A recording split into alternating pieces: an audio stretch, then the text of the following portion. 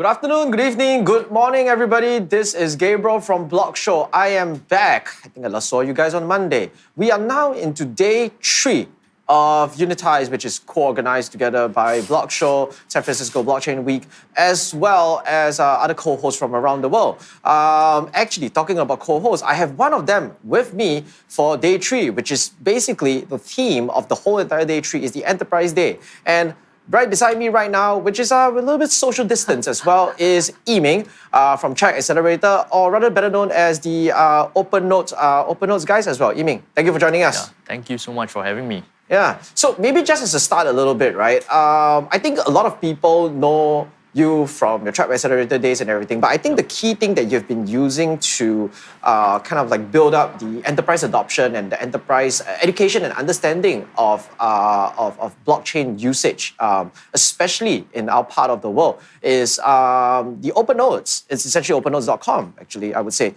So maybe you want to share a little bit more about what Open Notes is for those of you who are watching who are probably not familiar with it. So Open Notes was an initiative started between Tribe Accelerator together with IMDA. It's basically a hyper-connected ecosystem platform where corporates, governments, startups can all come together to really understand more about the blockchain ecosystem in Singapore, understand what projects are there in the market itself, understanding how do they get to collaborate with corporates, certain grants that are available in the market as well. So I think this was our intention, to build this hyper-connected ecosystem platform. And I think the embodiment of that was actually announced on Monday. Just now, it was just flashed on the screen, I think, for all our viewers, is essentially the 2020 version, right, if I'm not wrong. 2020 version of the blockchain ecosystem map, which has grown substantially since 2019 as well. So in 2019, we first launched the Singapore blockchain ecosystem map because we realized that there's really a lot of companies in the blockchain ecosystem, but everyone's like, are they in banking only? Are they in supply chain only? Or are they in crypto assets only? And we really wanted to map out the key ecosystem players to really give international audience a flavor of what's there in Singapore. Blockchain is more than just in a specific industry. It's cross-industry itself. And we are proud to relaunch the 2020 map earlier this week with IMDA here at Unitize. And I think it's garnered quite a bit of traction over the last 2 days. And nice. Feel free to check out the link on Brella itself to access the map. Right. Yeah. So just to follow up on a couple of things, I think Ming just joined with us. So if everybody's in the Brella platform right now, if you look at the live chat, which is on the right-hand side of us, you will see that we've shared a link to the IMDA website to essentially view the map. Actually, on that note, you mentioned about international flavor and everything. Maybe let's let the international audience have a little look at the 3 topics we'll be covering for the Enterprise Asia section. I think, it's pretty interesting that we're covering something called, like, for example, we talk about the future of blockchain, especially from, the Asia's perspective. Another thing as well is the East and West. It's not really a pure East versus West, like, we're going to compare or whatever, but it's like, we're trying to showcase people the differences between how ecosystems are actually built and evolve, which is very different from what happens here in Singapore. I think Singapore, I think Ming mentioned it just now as well, we are very inspired by the support the government actually gives, whereas I think in certain parts of maybe in the US, for example, which is very community, corporate-driven kind of thing. Last but not least, we'll be also talking about the future of finance, especially from an infrastructural point in Asia, right? So that's kind of like the things which we are focusing right now. On to the first panel, I think it's Asia's role about the future in blockchain.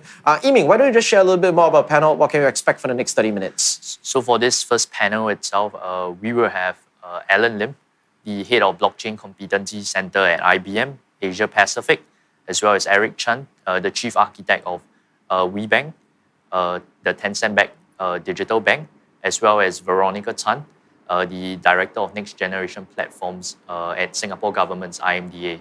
And I'll be moderating the panel itself. So looking forward to get more insights with the various panelists today. And hopefully they can share with the global audience itself more about what Asia has to offer in the blockchain ecosystem. All right. Okay, everybody, we'll be right back. Hope you enjoy the panel. Done already? A very good afternoon to all. In this first panel discussion to kickstart the Enterprise Asia segment of Unitize 2020, we have invited various key leaders driving ecosystem development efforts in Asia. Let me first introduce our esteemed panel's members today. Firstly, we have Alan, the Asia Pacific Head of Blockchain Competency Center for IBM, Veronica, the Director of Next Generation Platforms at IMDA Singapore, a Singapore government agency, Eric, the Chief Architect of Open Platform at WeBank. But before we begin, maybe we can have a short introduction by each of the panelists. We can start with Alan for this. All right, thanks, Ming, and really great to have this opportunity to talk about the work that we do and really exchange opinions and views with my fellow panelists. What I've been really focusing on last couple of years is looking at the adoption of blockchain as a technology, starting from initial phase where we've looked at applying blockchain really outside the cryptocurrency space, looking at what else it can do, and quite encouraged to see its development from some of the initial ideas and concepts to where it is now in terms of some of these projects and initiatives come to fruition into actual pilots and productions, and some have grown out to be full-fledged companies on their own and full-fledged networks. So really excited about the work that I had the opportunity to be part of together with the rest of my company, but also more importantly, I think the rest of the ecosystem. So really encourage and look forward to see how this space evolves. Thank you. Veronica? Hi, everyone. Nice to be here. I'm from the Infocom Media Development Agency, IMDA. This is a government agency in Singapore that is overseeing the digital economy strategy for Singapore. So naturally, in any areas of technology and digital applications of technology, this would be something we would be keen on. Personally, for myself, I come from the technology and infrastructure group. So within the organization, we tend to look at the so-called newer and upcoming emerging technologies, of which blockchain is one of them.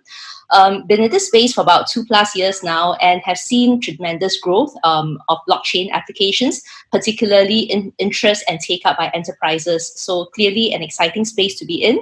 Looking forward to working with the rest to understand more and unravel more about blockchain applications, particularly for enterprises. And last but not least, Eric. Thank you, Yimei. Hi, everyone. I'm Eric. So I'm from WeBank. So WeBank actually is a digital bank in China. And then one of the focus that we have is really on technology. So we have AI, blockchain, cloud computing, as well as big data. So when I joined the WeBank, right, I was excited to see how WeBank actually treats technology, how important it is, especially on blockchain. So at that time when I joined WeBank, a lot of focus were on Bitcoins, not talking about investment. But when I joined WeBank, it's all about enterprise. How do we use blockchain? So I'm glad to be here talking about how the future will be kind of changed, reformed with the technology blockchain. Thank you. Amazing. I think you guys have seen a short introduction of the panelists, especially for guys that are outside of Asia that haven't met Eric, Veronica, and Alan. Today, you'll be listening to more of their insights. So Asia as a whole has been one key focus area for blockchain development. Within the last 10 months, there have been a greater push by countries such as China, South Korea, and Singapore to drive more blockchain developments. And today, we hope to get some insights on the role that Asia will play in the future of blockchain. So let's start with Alan. I mean, through your work at IBM, you have been working with companies all across the globe. What are your thoughts on the role that Asia will play in the global blockchain ecosystem?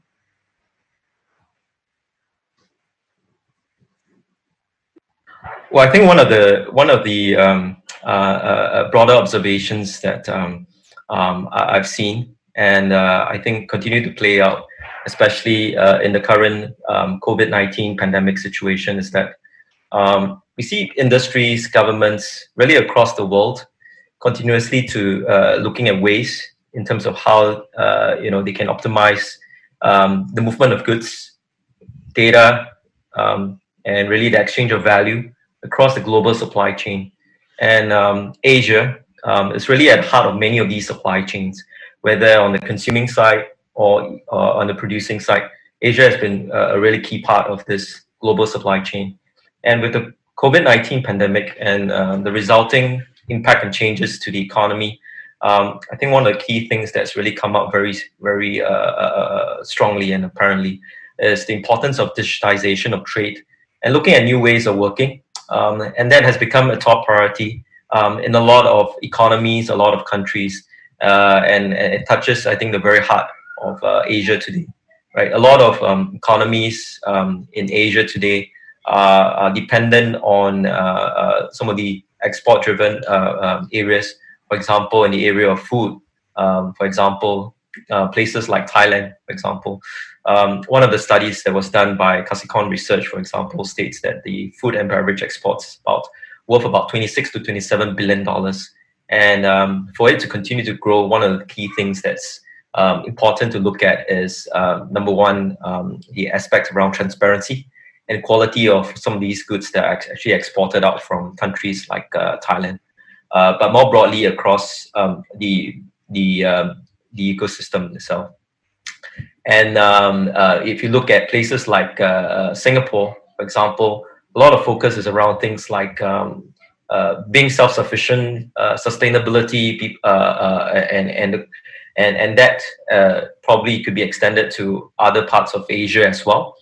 And where blockchain comes to play very strongly in some of these markets and economies is how can we leverage the idea of blockchain to introduce greater transparency in some of these areas, how we can provide an avenue for less of a wastage of the food supply chain, how we can provide better visibility on the supply chain side. So one of the efforts that we've been working on is this project called IBM Food Trust, which really looks at enabling a digital, essentially what I would term as a digital information platform that connects various parts of the supply chain together.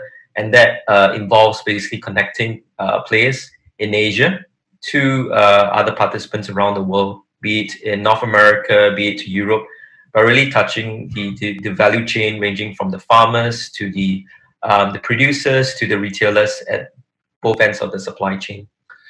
Other examples that I can think of, right, stretching beyond the goods itself or the food example that we spoke about.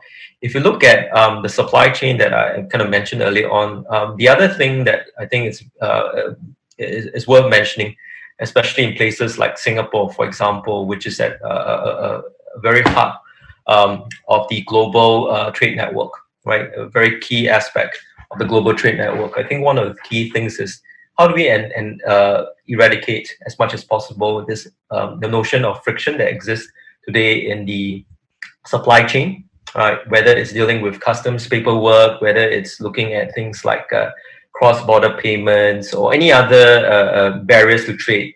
And that becomes even more important, as I mentioned earlier on, with the COVID-19 pandemic.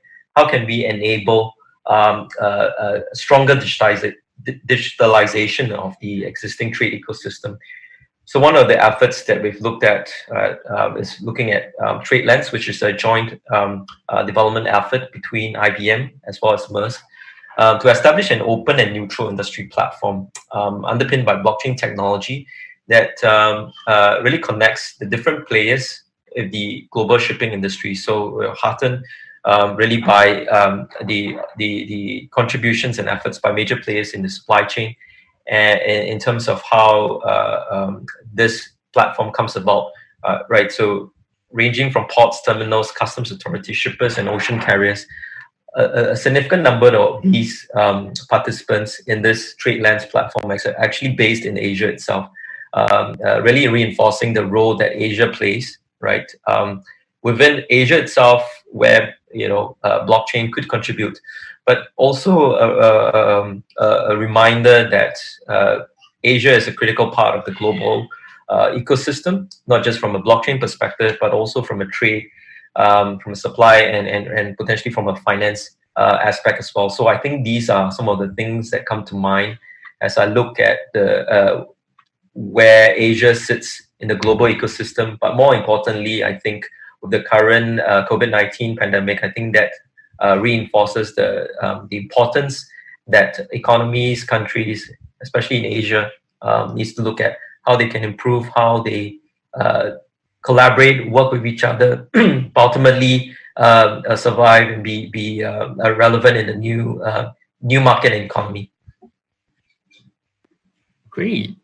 So yeah, Alan spoke a lot about the role of Asia to the world and the various initiatives that you guys are working on at IBM itself.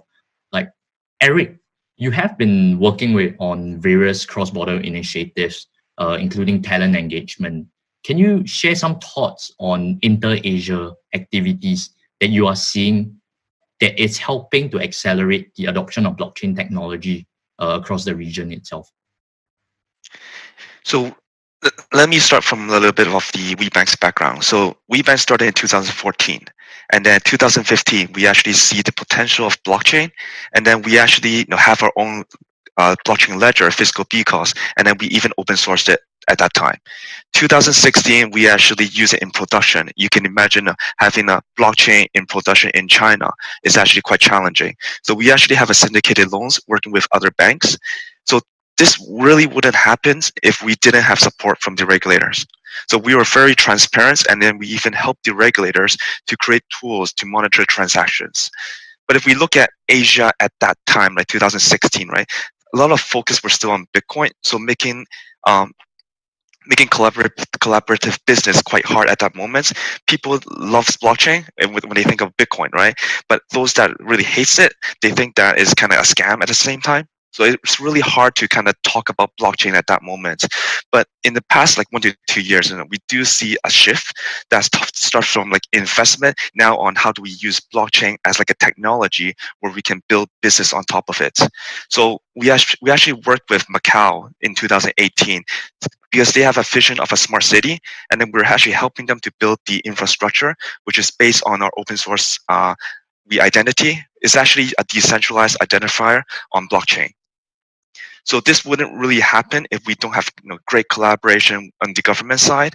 So if we look at like during the pandemics, We-Identity actually gives some lights to the recent release health ecosystems, which allows Macau and as well as Guangdong to actually mutually recognize the QR code and then passes data from one area to another.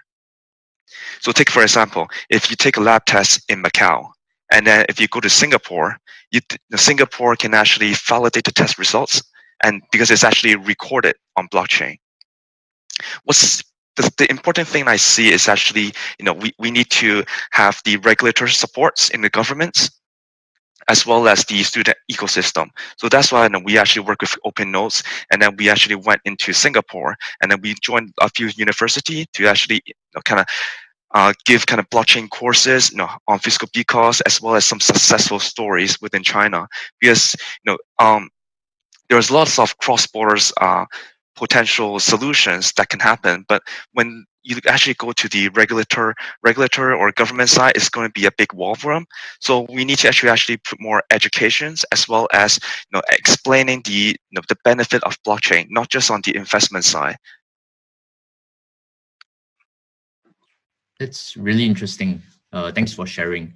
So I think after we listen to two leading corporates speak about the efforts of them driving in the blockchain ecosystem, maybe now it's time for us to shift it a little onto the role of government. So one key topic that has always been brought up in blockchain discussion is the need for governments and organizations to collaborate. Veronica, you have been driving various industry development efforts in Singapore to support the growth of the ecosystem. How do you think this supportive role of government will evolve moving forward with a fast-changing blockchain landscape? So this is a very apt question. I was listening to what Eric shared about how it's important to have regulator support in order for them to develop and advance in their own journey. So actually, if you look at the role of government from different countries, there probably you still do see some variances from country to country. There are countries who have a very rich history where there's a very strong industry-led innovation. In these countries, you may see that the governments may not necessarily play a very active role. However, increasingly, we do see that strong government support is actually coming in many countries to drive blockchain. Especially in the past 3 years, we have seen quite a few countries actually actively driving blockchain strategies. Based on what I recall, some of you that have been in this space for much longer, I recall the earlier governments could probably be in Dubai, where they were one of the first to come up with a blockchain strategy all the way in 2016. And I think since then they have published something like a completion or success achievement report.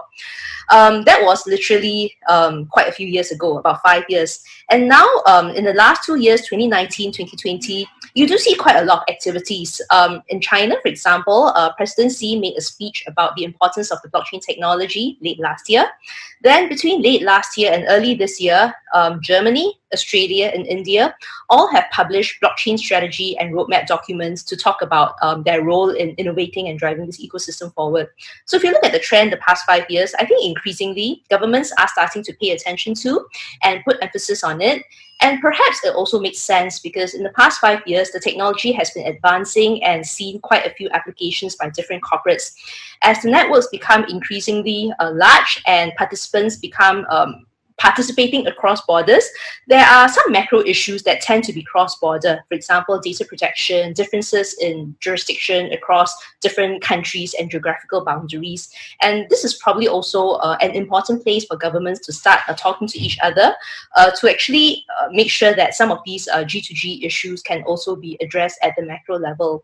So I think increasingly you do see governments paying attention and wanting to also be a part of the conversation and driving this role together with the private sector. So Veronica shed some light on her perspective of the future, and I think that's really interesting. Like coming from the corporate perspective, what's your thoughts, Alan, on the role that government can play to support organizations, both big and small, across Asia? I think the governments really play a very critical role in making this happen and enabling success. I see from a few aspects. One, I think some of the trends that we see governments being involved in driving industry-wide experimentations, coming up with thought leadership paper. We see that in places like Singapore with various experimentation that was done around Project Ubin, for example. We see efforts in places like in Hong Kong, for example, where the Hong Kong Monetary Authority, the HKMA, was actively involved in the trade finance platform involving the different banks. They have since launched eTrade Connect and continue to basically expand on that. In fact, one of the efforts that we were involved in, We.Trade, which is a trade finance platform, which started originally in Europe. There was a recent project that looks at basically the connectivity between the East, in that sense, represented by the eTrade Connect platform, as well as connectivity to WeTrade. So really at the start of global efforts to connect basically different networks. And that's an example where a government body really helps to drive some of those experimentation and some of the thought leadership efforts as well. The other thing is around, I think, establishing national blockchain infrastructure. And we've seen how some of the economist industries have taken active positions to establish a common foundation in which some of the experimentations and some of the use cases could actually come in, right? Really removing the friction that exists in terms of incubating and starting out use cases. The third aspects, I think, where government and the rest of the ecosystem can really play a role is around helping to drive standards, fostering standards, understanding the technology and adoption. And one of the great examples I think we see is some of the efforts around what IMDA is doing through the efforts of Open Notes and Tribe, establishing a platform where I think different parts of the ecosystems, corporate startups, really come together and gain a better understanding of blockchain as a technology, improving skills that are available in the market, but also creating a venue, I would say, for the interactions and the participation between different parts of the supply, the different parts of the ecosystem. I think that plays a very critical role if we want this to succeed, right? Of course, the other aspects around regulations, the other aspects around providing the infrastructure that supports the invention and innovation of technology, that's also very, very key.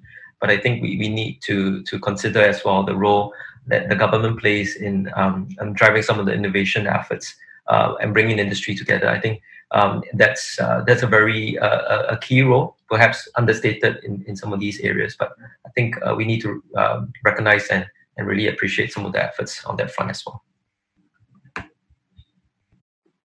I think that's really very interesting sharing that you did mention. And I think with that, I'll go back to Veronica first.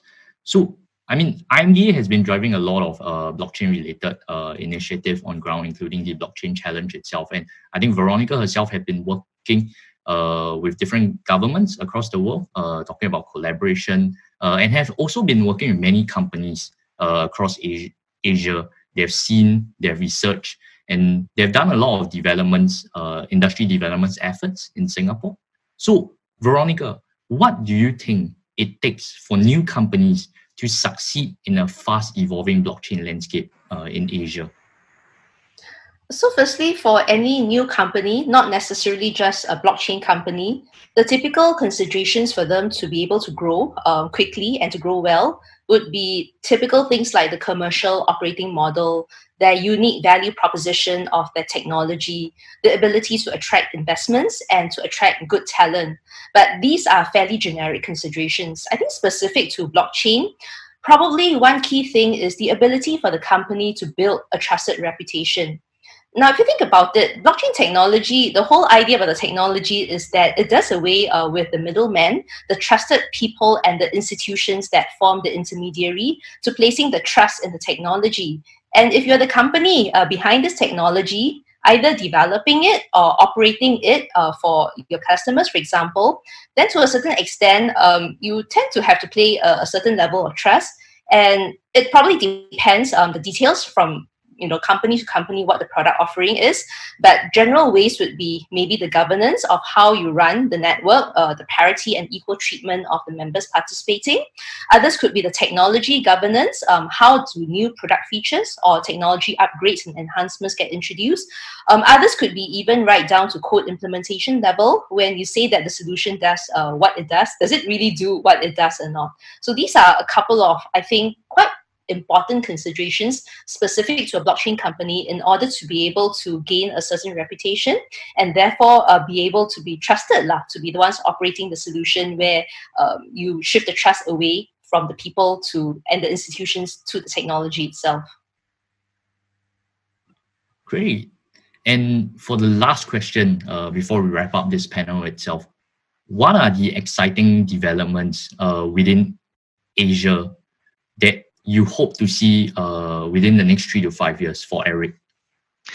So I think blockchain itself is actually moving very quickly. So the past few years, right? I think a lot of focus has been changed.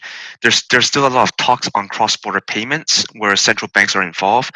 So I do actually want to see that commercialized within the next few years, because this will actually benefit everyone in the public. So you can imagine that I can transfer some money to my friends in US or Singapore, and then the actual movement could be instantly, and then the charge would be actually quite low or even nothing, right? That's the ideal. And then, I mean, if you look at besides money related, right, I do want to see the decentralized identifier, which is actually quite a hot topic in W3C area, is actually being commercialized as well. Because if you imagine that in the next few years, right, there's going to be a lot of like IoTs coming in. You can imagine that each of these devices would have its own identity in a blockchain, and then the owner of the device can actually provide consent to just share these data. At the end of the day, right, you have lots of these kind of devices kind of collecting data as well as exchanging data. So this will be where the blockchain will be one of the key technology in the space.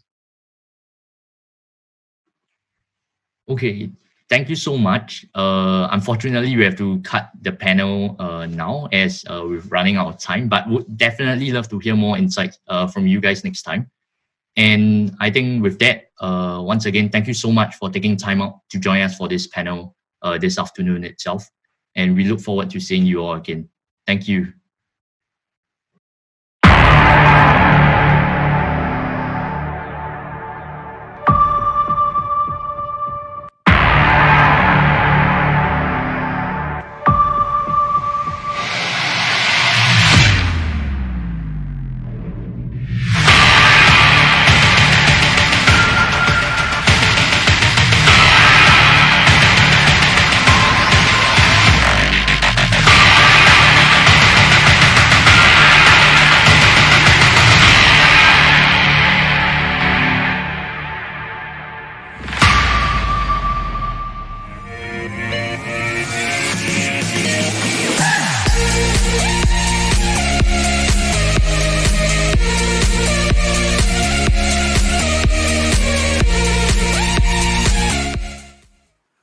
Well, ladies and gentlemen, welcome back. And for those of you who have just joined us, a very big welcome to you. We are at Unitize. Once again, this is Gabriel. This is my co-host, Ming. He's from Open Notes powered by Tribe Accelerator, and we are live from Singapore.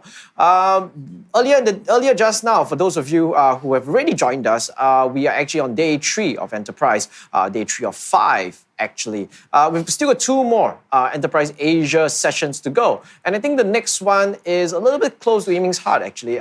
It's kind of like the East versus West, the culture you use to build and everything about that. Yiming, why don't very quickly we just give people a little bit of an insight into what we're going to be discussing?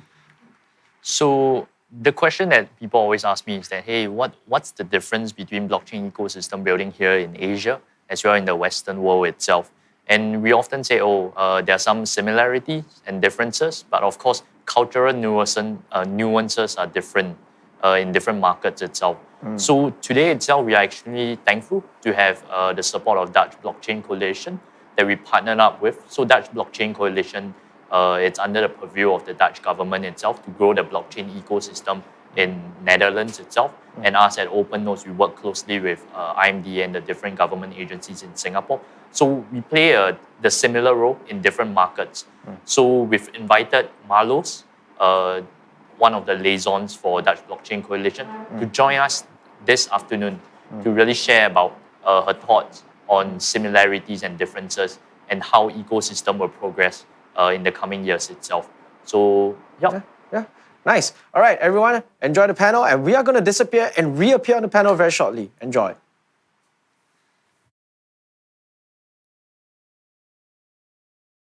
All right, good afternoon, good evening, good morning for some of you. We are now at day 3 of Unitize. We are on to what we call the Enterprise Day, and this is the Enterprise Asia session, which is co-hosted together with Open Notes by Tribe. For those of you unfamiliar, Open Notes by Tribe is actually one of the managing partners is joining us for the session. That's Ming. Ming's one of my closest friends in the blockchain industry here in Singapore, actually. Joining us is Marloes Pomp. She's calling us all the way from Amsterdam, literally halfway on the other side of the world. And today we're going to be talking about the blockchain ecosystems, East versus West. We're not going to really be comparing, we all have different cultures and everything. We totally understand that.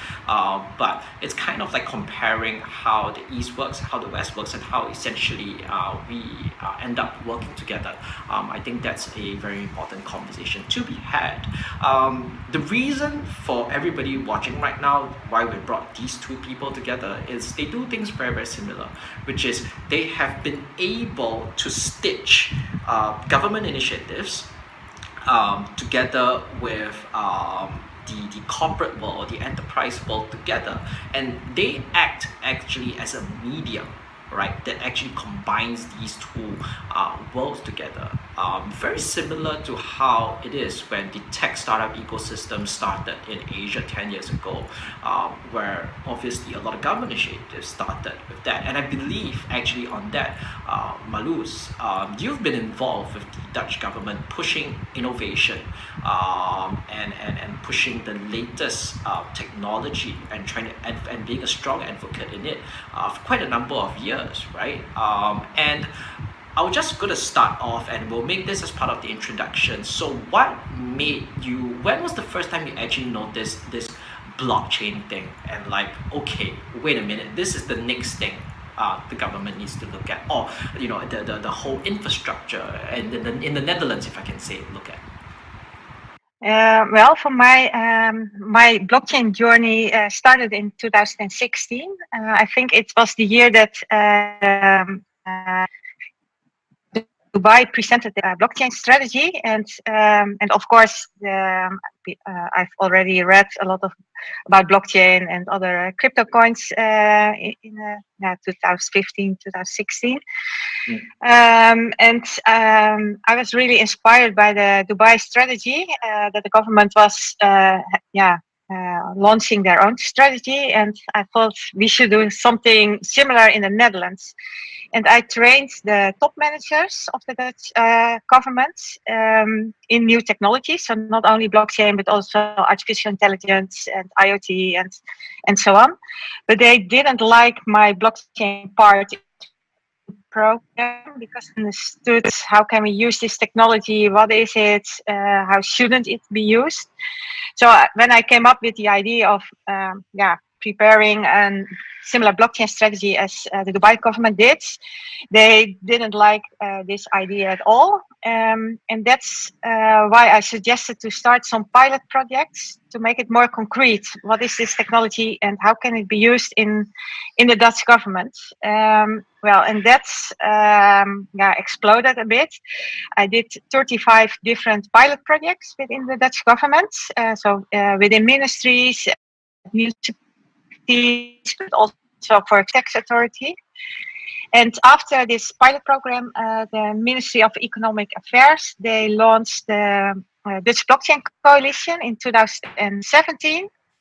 And that was the start of this public-private collaboration between the government, a lot of corporates and universities. And there we brought together the blockchain teams of all these organizations. And together we made a program with use cases, with working groups, and we're still working on a lot of use cases, which started as a pilot in So that's how it all started in the Netherlands. Okay, all right. So similar stories, Ming, for you. I think as well, Tribe was also conceptualized about 2016 as well, or it was actually slightly later, 2017, 2018, right? If I'm not wrong. And I think you faced quite different, probably less challenges as Marloes. I think by the time you put up your own ideas to ESG, etc., which is Enterprise Singapore, for those of you who don't understand, there was a mindset that, hey, blockchain is something we should be looking at as the next phase of that whole SG Innovate GovTech phase. Am I right to say that? I think back when we first started the whole conceptualization, I think the ideas came out because at that point in time, there was the rise in cryptocurrencies. And a lot of these corporates became extremely fearful, or they are afraid that there's a lot of scams, there's a lot of negative stuff that might impact their business if they touch the word blockchain, or if they start doing blockchain related initiative market itself. And that's one phase where we see people saying the word FUD, right? As in fear, uncertainty, doubt, FUD. Yeah. So I think at that point in time, a lot of our friends that have been in the startup space, they've been doing extremely well over the last couple of years. Like the guys like DJs, some guys like Hako and stuff like that. They have been doing quite a bit of good work in the ecosystem since like 2013, 2014. But down to 2017, they started facing problems with things like your bank accounts. Banks are starting to say, hey, like why are you transactions in the digital asset space itself? And I think there was a lot of fear. But because I think at that point in time, there was a lot of uncertainty of what is this actually? Why is Bitcoin flying to $20,000? So I think that whole narrative itself was just non-positive. But how we look at blockchain is that, hey, isn't blockchain just another technology like AI, like machine learning, like so on and so forth, this sort of frontier technologies itself that people are using. And blockchain has been in existence for quite a number of years already. It's just that only recently, over the last few years, it picked up because of this entire wave itself. So why are we looking at technologies from a speculative angle, but not looking at technology from something that can generate more digitalization, push to make things more efficient, to make things more secure, which are more enterprise-driven use cases. And we wanted to help more enterprises and startups to demonstrate what they have to offer. Because some startups, they don't exactly deal with cryptocurrencies or anything that's seen in a negative light by corporates itself. They do is they have solutions, and blockchain is just the technology powering it. So how we look at it, and that was the reason why we wanted to bridge the gap between governments, corporates, and startups to really give them that space for them to showcase their use cases without any fear. And that's how we started in 2017. So I think my challenge back then was definitely more with the corporates itself, because the word blockchain is very closely linked to like cryptocurrencies. Yeah. And I mean, this is actually a very good point, because I remember we've had this conversation before. When you mentioned blockchain, the first thing that people come to mind in 2017 was that, okay, it's Bitcoin. You want me to have Bitcoin in my business? It was really that. It was really that kind of lack of understanding or lack of appreciation of blockchain technologies as well, if I can say so. I wanted to narrow in on one point with regards to that, right? So obviously, there's been a lot of interest from the government, not just in the Netherlands, but in Singapore as well, about the use of blockchain. So just to explain it to our audience, and maybe for a lot of startups who are watching right now, why is, in one very simple sentence, why is blockchain important? It's important, okay, it's important to businesses, that one we can all agree on. But Marloes, why is blockchain important to the Dutch government? Like what exactly is the benefit here, if you can say it in one sentence?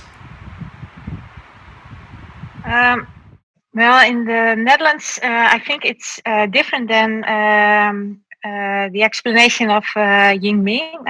In the Netherlands, we weren't afraid of the crypto, or not so much, because we also didn't have a lot of bigger crypto companies in the Netherlands, and we also didn't have a lot of ICOs or we didn't a lot of startups dealing with crypto problems or problems with the banking account. In the Netherlands, it was people were they tried to understand how can we use this, and a lot of discussion was of course about why should the government use blockchain, or what's the business case, and the government, for us, a lot of business cases, they are for common good. For example, it's about a lifelong supporting a lifelong learning, or it's about digitizing the bill of lading, which can save billions of dollars. So it's not a clear business case for one company, but it's for the common good. So most use cases we're working on, the government is involved and plays a role in this already, and that's why it's interesting for the Dutch government. It can solve, or it's a puzzle piece in societal to find societal solutions, which we try to find anyway. But it's blockchain is an enabler, and to force organizations, also governmental organizations, to really work together and develop a common process. And a good example is, I think, the know your customer or know your client process of the banks. Of course, it's important for the Dutch government to prevent fraud or money laundering, and it's also a problem of the banks. and blockchain helps them to work together on this topic. And it was already a big problem, and they already understood we should work together on this. But blockchain is an enabler to make it more concrete and to build together on solutions. And that's why for many use cases, it's really interesting for the Dutch government to be a player in this issue already, or in this they play a role in all these processes, and blockchain can help them to solve the problems they face today. Interesting. Would you think it's the same approach, Ming, that Tribe is taking? With your, so for everybody who again, I'm gonna circle back on this. Ming runs a very unique accelerator program. I think traditionally, anybody in the tech space, if you hear the word accelerator, you think of the likes of your Y Combinators, right? You spend 3 months, 6 months, whatever it is, and at the end of the day, you pitch hoping that somebody writes you a check for whatever your company is worth, and somebody invests in your company. I think that's a very clear goal. I think Ming's accelerator is a little bit different. It's basically prepares you, I would call it enterprise/corporate preparedness, where the accelerator prepares you and helps you connect with enterprises, and actually it's an accelerator for business reasons, right? So based on that, this is batch number 3 already, you mean? So let's talk about batch 1 to batch 3, right? Has that evolved? I know we've got more corporate partnerships now with Tribe, but has that really been a clear representation that more corporates are interested in blockchain and are willing to work with the projects? And on that note, how many projects have went through Tribe already so far?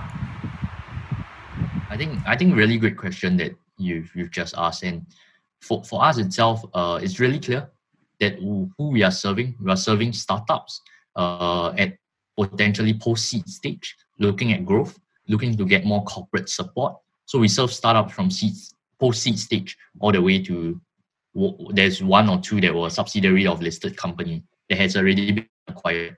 There are ones, them for more corporate engagement. Some of them are looking because they are good companies, but wanting to use blockchain to make their business more efficient from an enterprise point of view itself. So till today, since the start of Tribe, it's with accelerator about 29 companies, and we'll do the next batch in August itself. So now it's coming to the end of the 3rd batch. So we've done 29 companies. They range from healthcare, mobility, fintech, supply chain, food, stuff like that. So I think it's really diverse, and the corporates that are coming on board, from the start, apart from Enterprise Singapore, there has been a great supporter from day one for the program itself.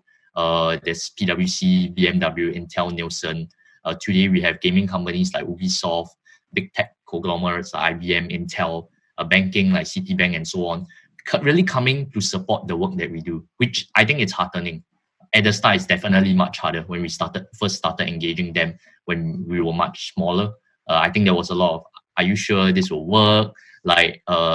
It's accelerator, still the way to go from 20, back then I think it was 2019, early 2019 or like late 2018. Like they were, it's accelerator, still the way to go forward and stuff. And I think DL globally has started changing.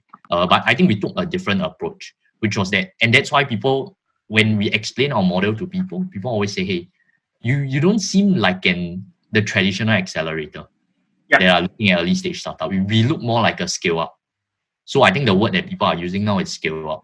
So how do we help growth stage company accelerate their growth, get more capital, get more corporates, which is what they need, because startups, they usually need 2 items, right? Either capital from investors or capital from corporate clients that pays for their services itself. Basically business. And that's like fundamentally how a business will long run, which is getting good clients. If you are B2B type of startups, and B2C, then your paying customers probably the regular consumers itself. So we've seen extreme positivity, able to cut down the corporate timeline. A lot of times startups runway is about a year plus. But the engagement with one corporate or two corporate, usually it takes like maybe 6 to 8 meetings, right? Before you start really doing something, because you meet the first team, then they say, oh, okay, wait, let me bring the second team. Then we bring in a lot more teams itself. So like total you meet and everyone wants to have consensus, right? Okay, we're going to work with this. This is the startup that we've chosen. So the process takes about 6 months on average itself. And the fastest, usually before the program was structured, was about 4 months. So that takes up like the entire runway of the startup by about 30%, 25 to 30%, which is a very long time. And if it stretches even longer, 6 to 8 months, that's probably half the runway or even more. I mean, let's be honest lah. Some like that. I think that's always the risk, right? Like a startup, 6 months to close a deal. No matter how big the deal is, does the startup even have the cash flow to survive 6 months as well? I think that's always going to be a challenge as well. And I would say in short that maybe what you guys are doing is to shorten that process and to break down that barriers as well. Like it or not, I think there's one thing that's very apparent, especially in Asia, is the need for a verified middleman in a way, and I think that's what you guys are trying to achieve as well. So, and I want to bounce this off Marloes very quickly. I know you have had many chats with Ming. You guys obviously talk about collaborative opportunities and everything like that. Very quickly, based on what you know of what Open Nodes and Tribe's actually doing, do you think that model would work in the Netherlands, or how different do you think it would be there? It would definitely work in the Netherlands, and also in Singaporeing for the Dutch government, but also for organizations like TechLeap.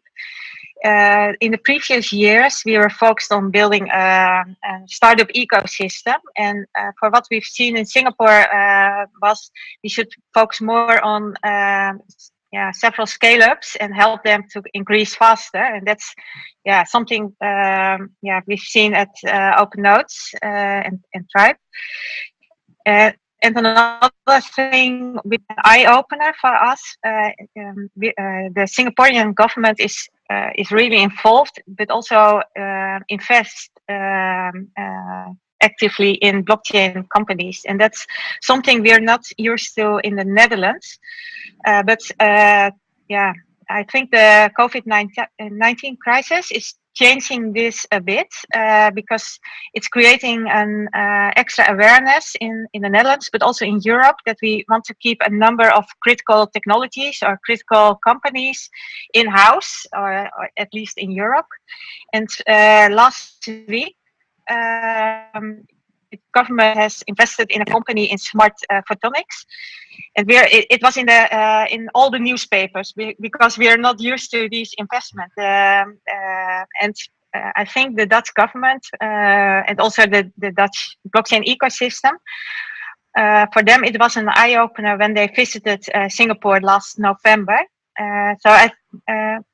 We try to learn, and some elements I think they would really work in the Netherlands as well, and that's also why we're really interested in this collaboration with Singapore, because I think it's really helpful to exchange these approaches with each other, and something I think what we can bring to Singapore is the collaboration between the governments, corporates, and universities. Some things in the Netherlands go a bit slower, but it's really when we built the solution, it's really adopted.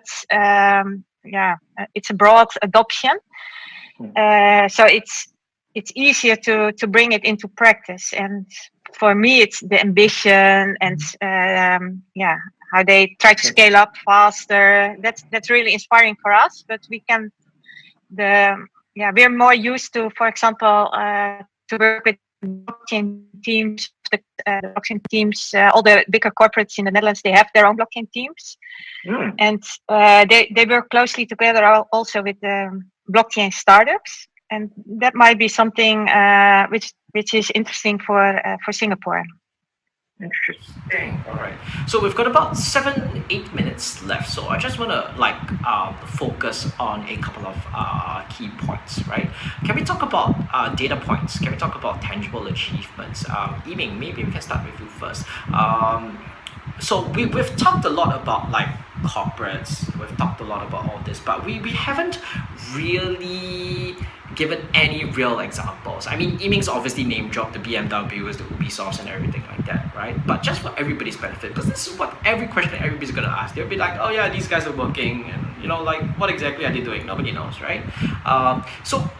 Ming, maybe with you first, very quickly. What do you think? From your program perspective, what's the key achievement you guys have achieved over the last couple of years with regards to what you guys are doing? Marloes, I'll definitely ask you the same thing as well. But yeah, please. So since we first started, we've grown our corporate partnerships from, corporate supporting us from 3 companies. To now we have more corporates, tier 1 supporting us. So this includes like your Fortune 500 companies, which I mentioned earlier on. We've helped the startup raise about 40 million Singapore dollars in follow-on funding since we started. So that's about around 30 million US dollars itself within a year and a half. Our corporate to startup engagement rate have hit 90%. So that means every startup that is coming through the program, 9 out of 10 of them ends up with some form of collaboration with a corporate itself that is in our network. Because the corporates that we have is pretty diverse itself. So every startup stands a chance to work with the corporates and with the startups that we select on board the program. And this actually helps us itself. And startups have actually come from all around the world. Even though we are based in Singapore, we have startups coming from like US, coming from UK, coming from Hong Kong, doing stuff in like Cambodia, some doing stuff in Cambodia, Indonesia, and stuff like that. So all around the world. We've done 8 demo days itself. We call it demo tours, 4 at a time. So we flew from Singapore to Shanghai to Seoul, San Francisco, Dubai, Abu Dhabi over the last 1 year itself to bring the startups to increase their exposure. And Marloes, he didn't say Amsterdam. Yeah, so I think that was... Yeah, we tried. And it will have... I think the great stuff is, we are pushing to head to more cities. Of course, now with the situation at hand, of course, it's harder to travel. But we're in discussion to see how we can take this forward itself. All right, Marloes, I'm gonna word your part a little bit differently. So you mentioned the pilot testing and everything like that. Where is the first place you see, or has it already happened in the Netherlands or even just in Amsterdam, where blockchain is actually being applied currently? Are we seeing a rollout? Is something already rolled out that we're unaware of? Yes, I think what completely changed in the past years is the knowledge in the government itself, in the corporates, at universities. For example, we've built a trainer program for schools and universities. So most schools and universities, they have their own curriculum, and the teachers they help each other to teach their students in blockchain technology.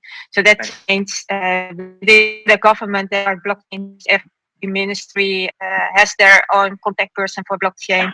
All the bigger cities have their contact persons. The bigger corporates, all the banks, they have their blockchain teams. They have grown from 5 persons when they started to teams of 30, 40 people within one company.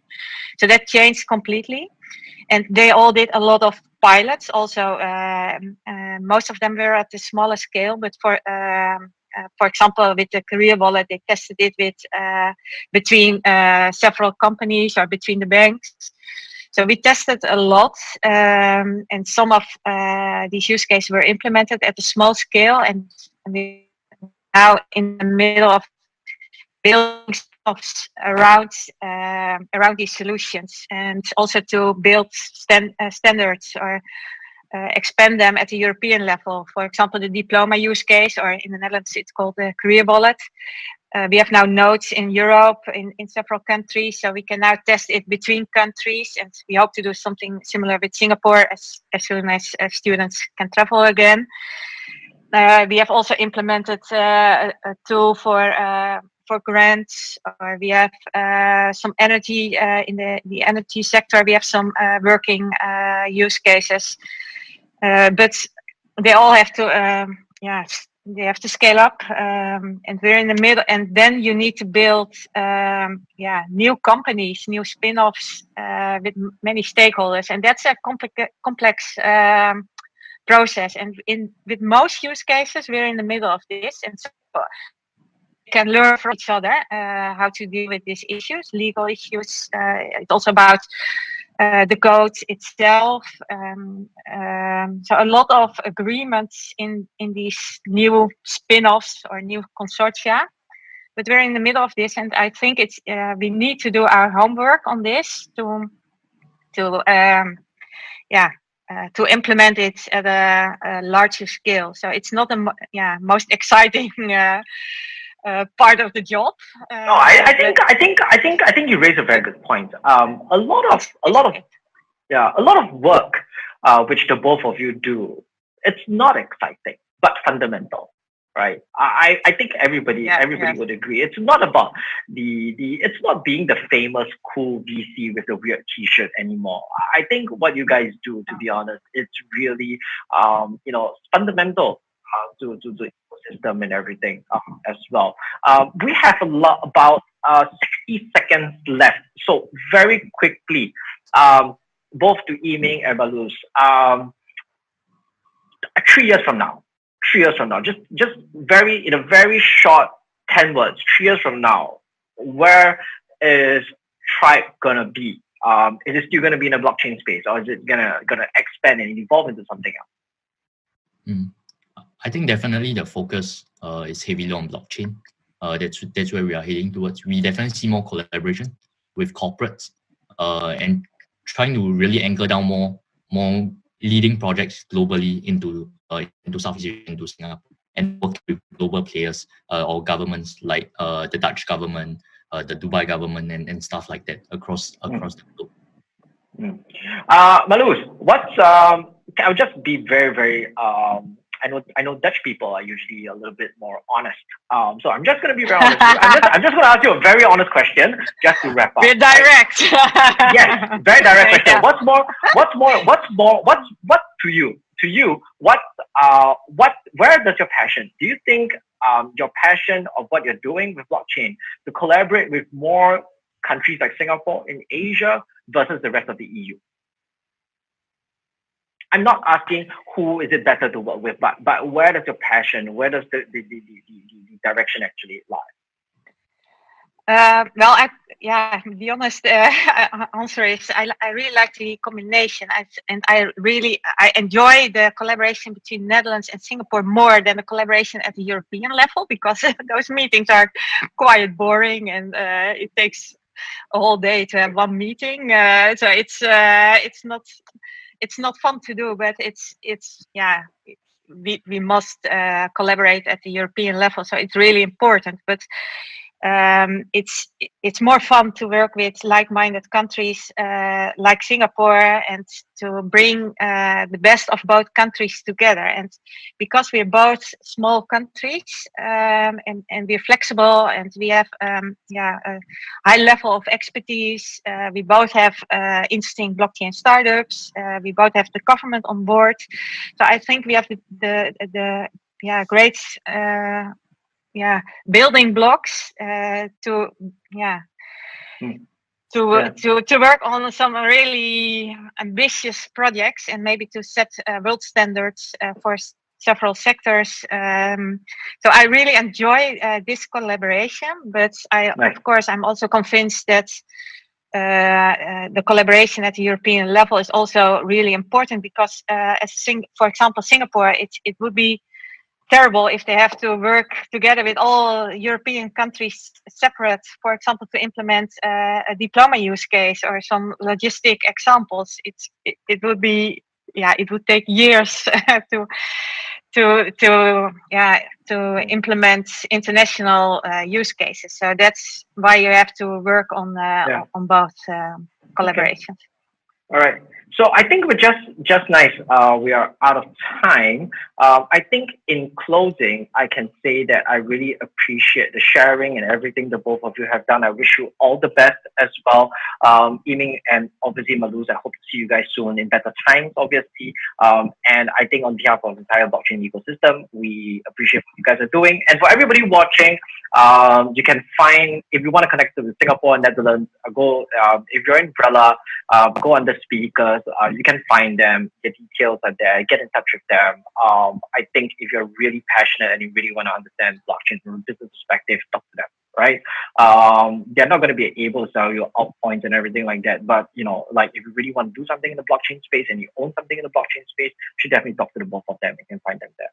With that, thank you very much to the both of you. It's been a pleasure once again. Thank you. Thank you for the time. All right, man. Thank you, guys. Bye bye. See you guys soon. Bye.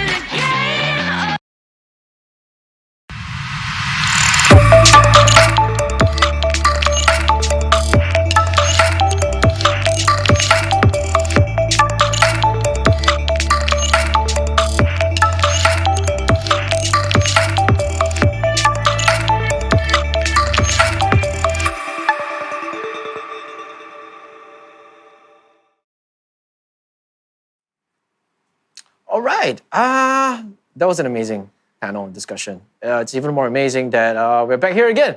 And once again, everybody, welcome. We are on day 3 of Unitize conference, day 3 of 5, actually. And the theme for the entire day is actually all about enterprise, right? So we've got the Asia Enterprise sessions happening now. And I think in roughly 9-ish hours or something like that, you will have the Enterprise US session that's happening live here actually on this platform as well. We actually have one more panel to share with you right now, which is about the enterprise side of things as well. Ming, maybe we could touch a little bit about it. Yep. So in this final enterprise panel, we have Ben from Managing Director of Stacks, Vinay, the Chief Operating Officer of NISA.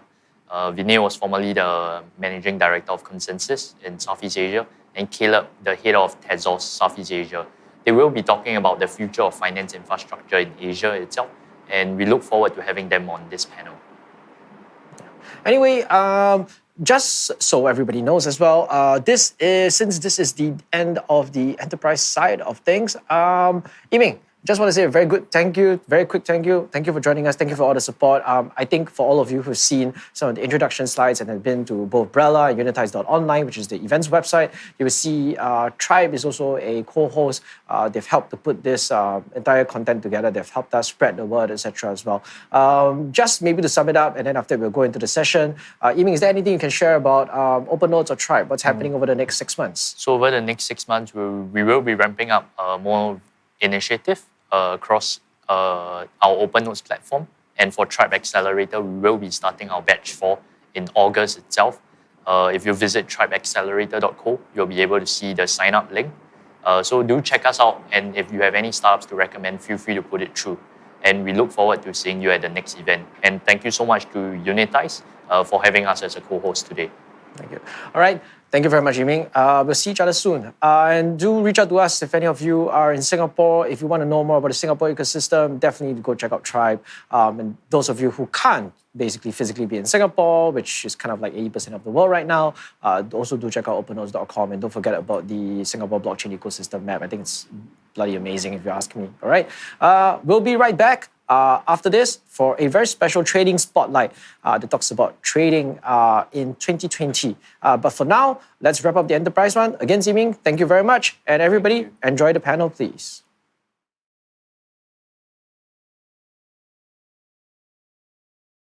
Hi, everyone, and thanks for your time today at this Unitize panel. So my name is Caleb, and I'm going to be moderating this session together with Benjamin as well as Vinay. Shortly, I'll let everyone start to introduce themselves, but the topic that we are going to talk about today is about the finance infrastructure in Asia in particular. So, you know, we've had a lot of growth in the last few years. We've had a lot of promises. And today, I guess what we're going to do is to deep dive a little bit into where are we at, you know, and what are we going to be tangibly looking for in the next couple of months. So my background is, as a short introduction, I'm from Tezos Southeast Asia, and we help to build awareness within the community for the Tezos platform, the Tezos blockchain platform. My previous background was that I used to work in data centers. I used to help manage the domain name business of one of the world's largest wholesale domain registrars. So very much infrastructure related, data center related. And obviously, being in Singapore, I was fortunate enough to grow up, you know, with the industry as well. So today, my questions will be more evolved around, you know, like what are some unique trends and how do we make sense of it? Not just from an industry point of view, but really how does it trickle down to the end users? So with me today, I'll start to hand over to introduce Benjamin first before Vinay. So maybe Benjamin, you can start off by a quick introduction. Thanks. Thanks, Caleb. Thanks for having me here. So my name is Ben. I'm from Singapore. I'm the co-founder and managing director of Stacks, a Singapore-based blockchain company. So our company is developing and deploying live blockchain infrastructure, which consists of our own proprietary blockchain, the entire suite of APIs and front-end platforms for capital markets. So our clients are banks and stock exchanges, including national stock exchanges, global investment banks, and asset managers who are using our blockchain infrastructure to use the blockchain effectively. Yep. So that's from me. Great. Thanks, Ben. Maybe we could go over to Vinay now. Sure thing. Thanks, Caleb. So my name is Vinay. I'm also from Singapore, at least I'm supposed to be. I'm currently stuck in India thanks to the COVID crisis. With borders closing. I'm a former management consultant. I was fortunate enough to be part of what is now known as the FinTech Wave 1 back in the early days of the 2000s. And about 5 years ago, I found myself, you know, exploring the early stages of blockchain in Singapore. I was the founding member of Consensus Asia team and also led the Singapore office of Consensus for the past 4 years. And more recently, I'm now the chief operating officer of a payments infrastructure startup called Enzia. And interestingly enough, also using blockchain.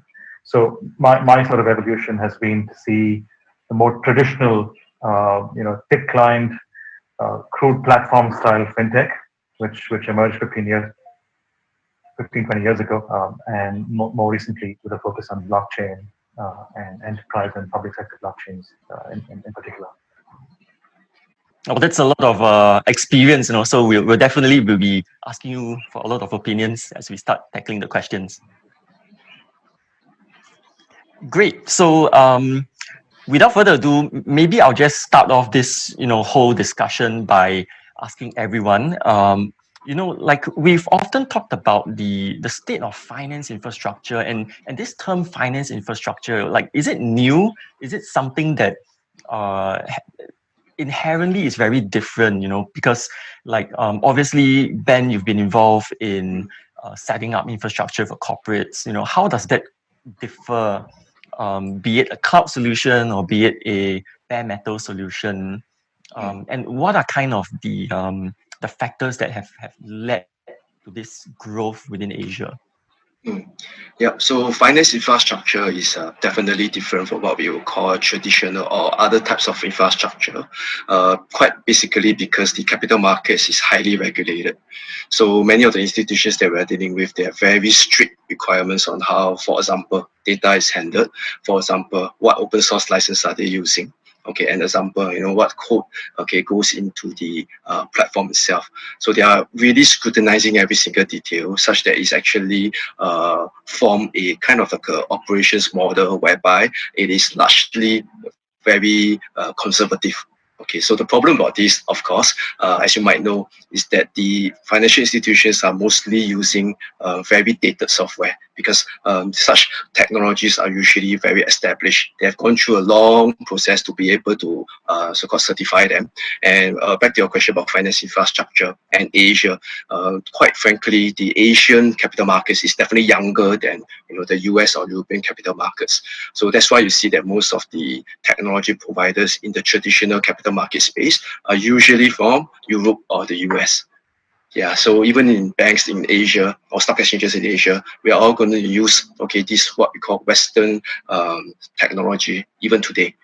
So that is quite different from the rest of the infrastructure of other industries out here in Asia, where we see a lot of growth and innovation in Asia in the traditional infrastructure, like for example e-commerce, for example digital payments, telcos, right?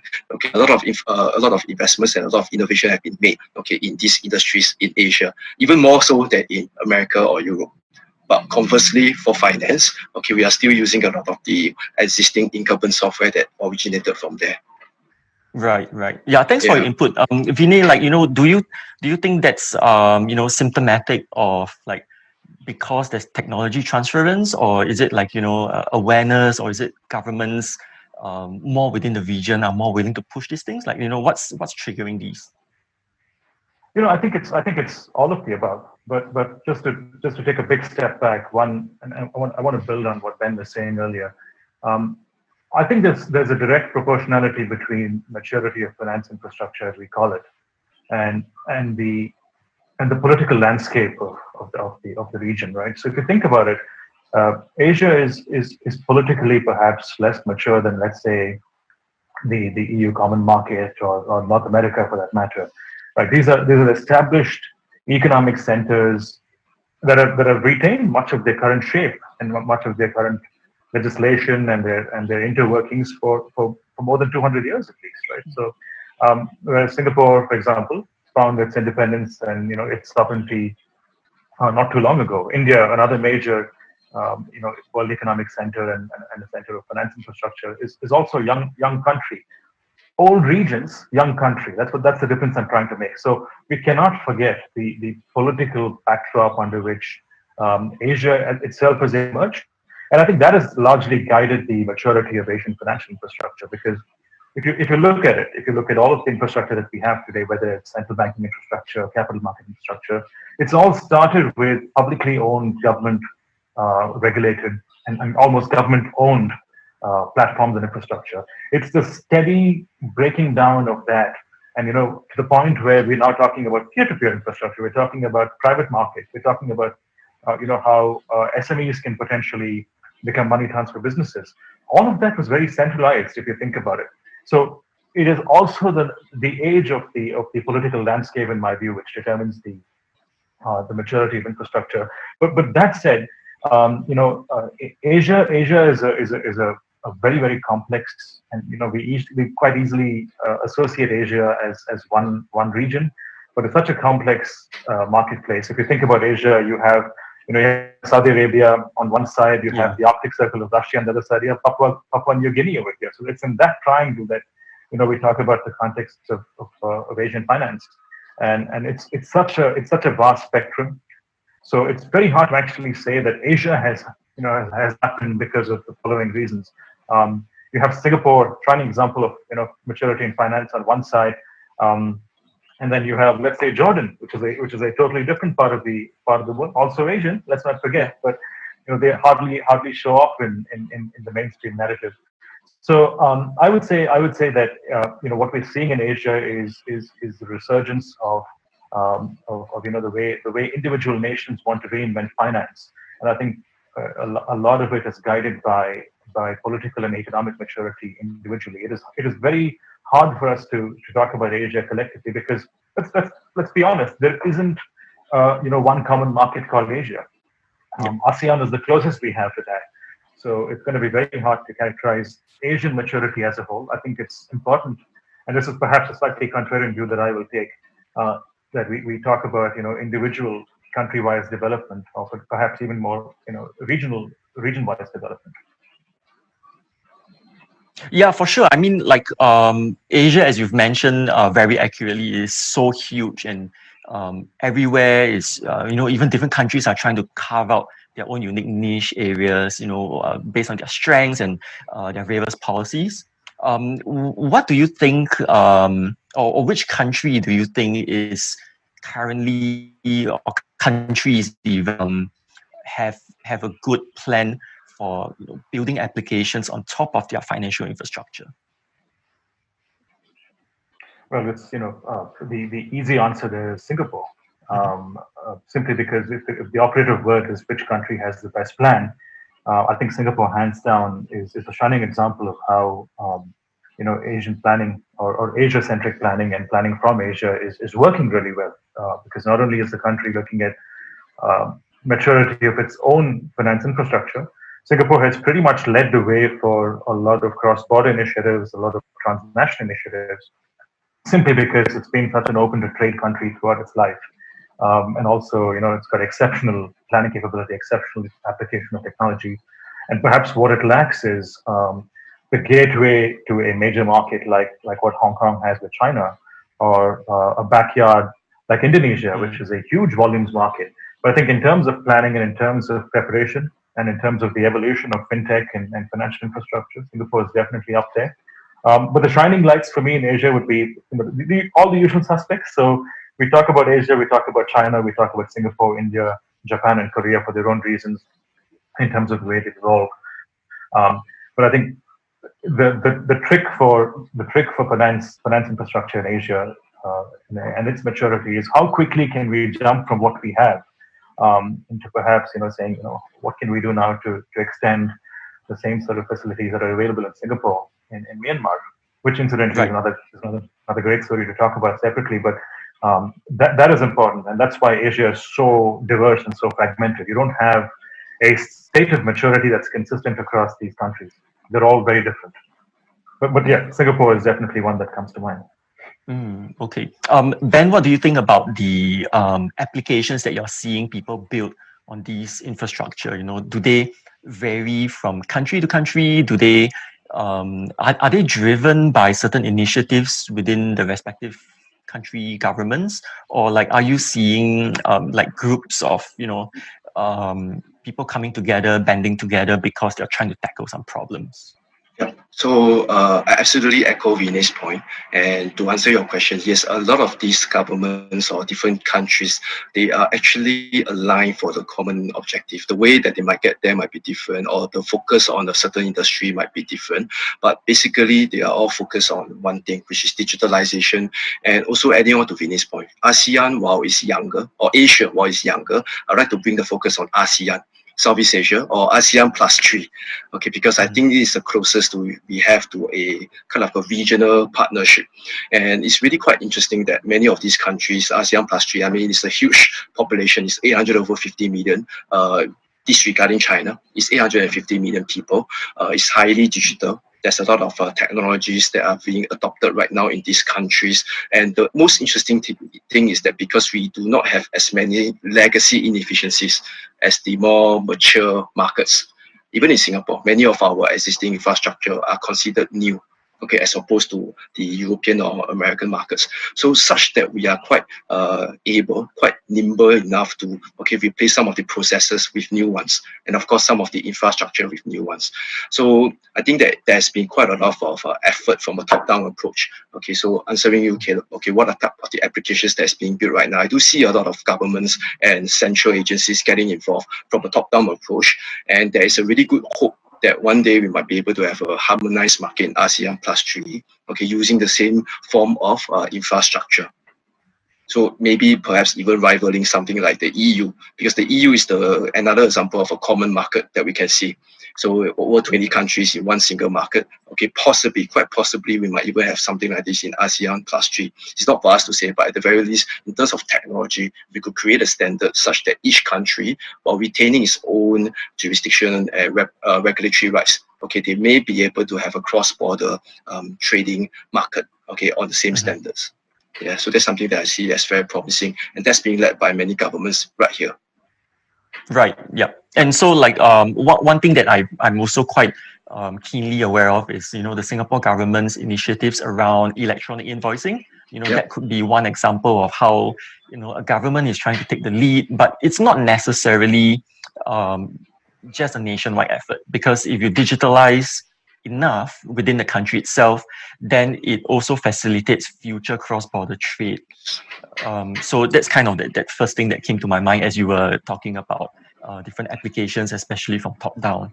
I want to quickly build on this point, because we've been talking about infrastructure in terms of maybe hardware, in terms of technology, and I kind of want to get everyone's opinion around, are we missing other soft factors, things like legislation, things like recognizing central bank digital currencies, things like looking into how ready people are to embrace electronic wallets, and is there anything that's preventing applications that have been built to really go out mass market, and to gain massive adoption? So the kind of example I'm trying to bring everyone to relate to is like in the good old days of when Skype first launched, everyone thought this is a new way to make calls, and obviously there were regulatory barriers. There were a lot of challenges in terms of even the underlying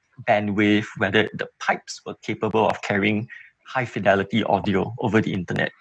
So I kind of want to liken that example to what we are going through now. We might have the infrastructure, but what are we missing, to allow anyone and everyone to embrace a financial world that it's built on top of this infrastructure? So that's kind of like an open question for anyone to answer.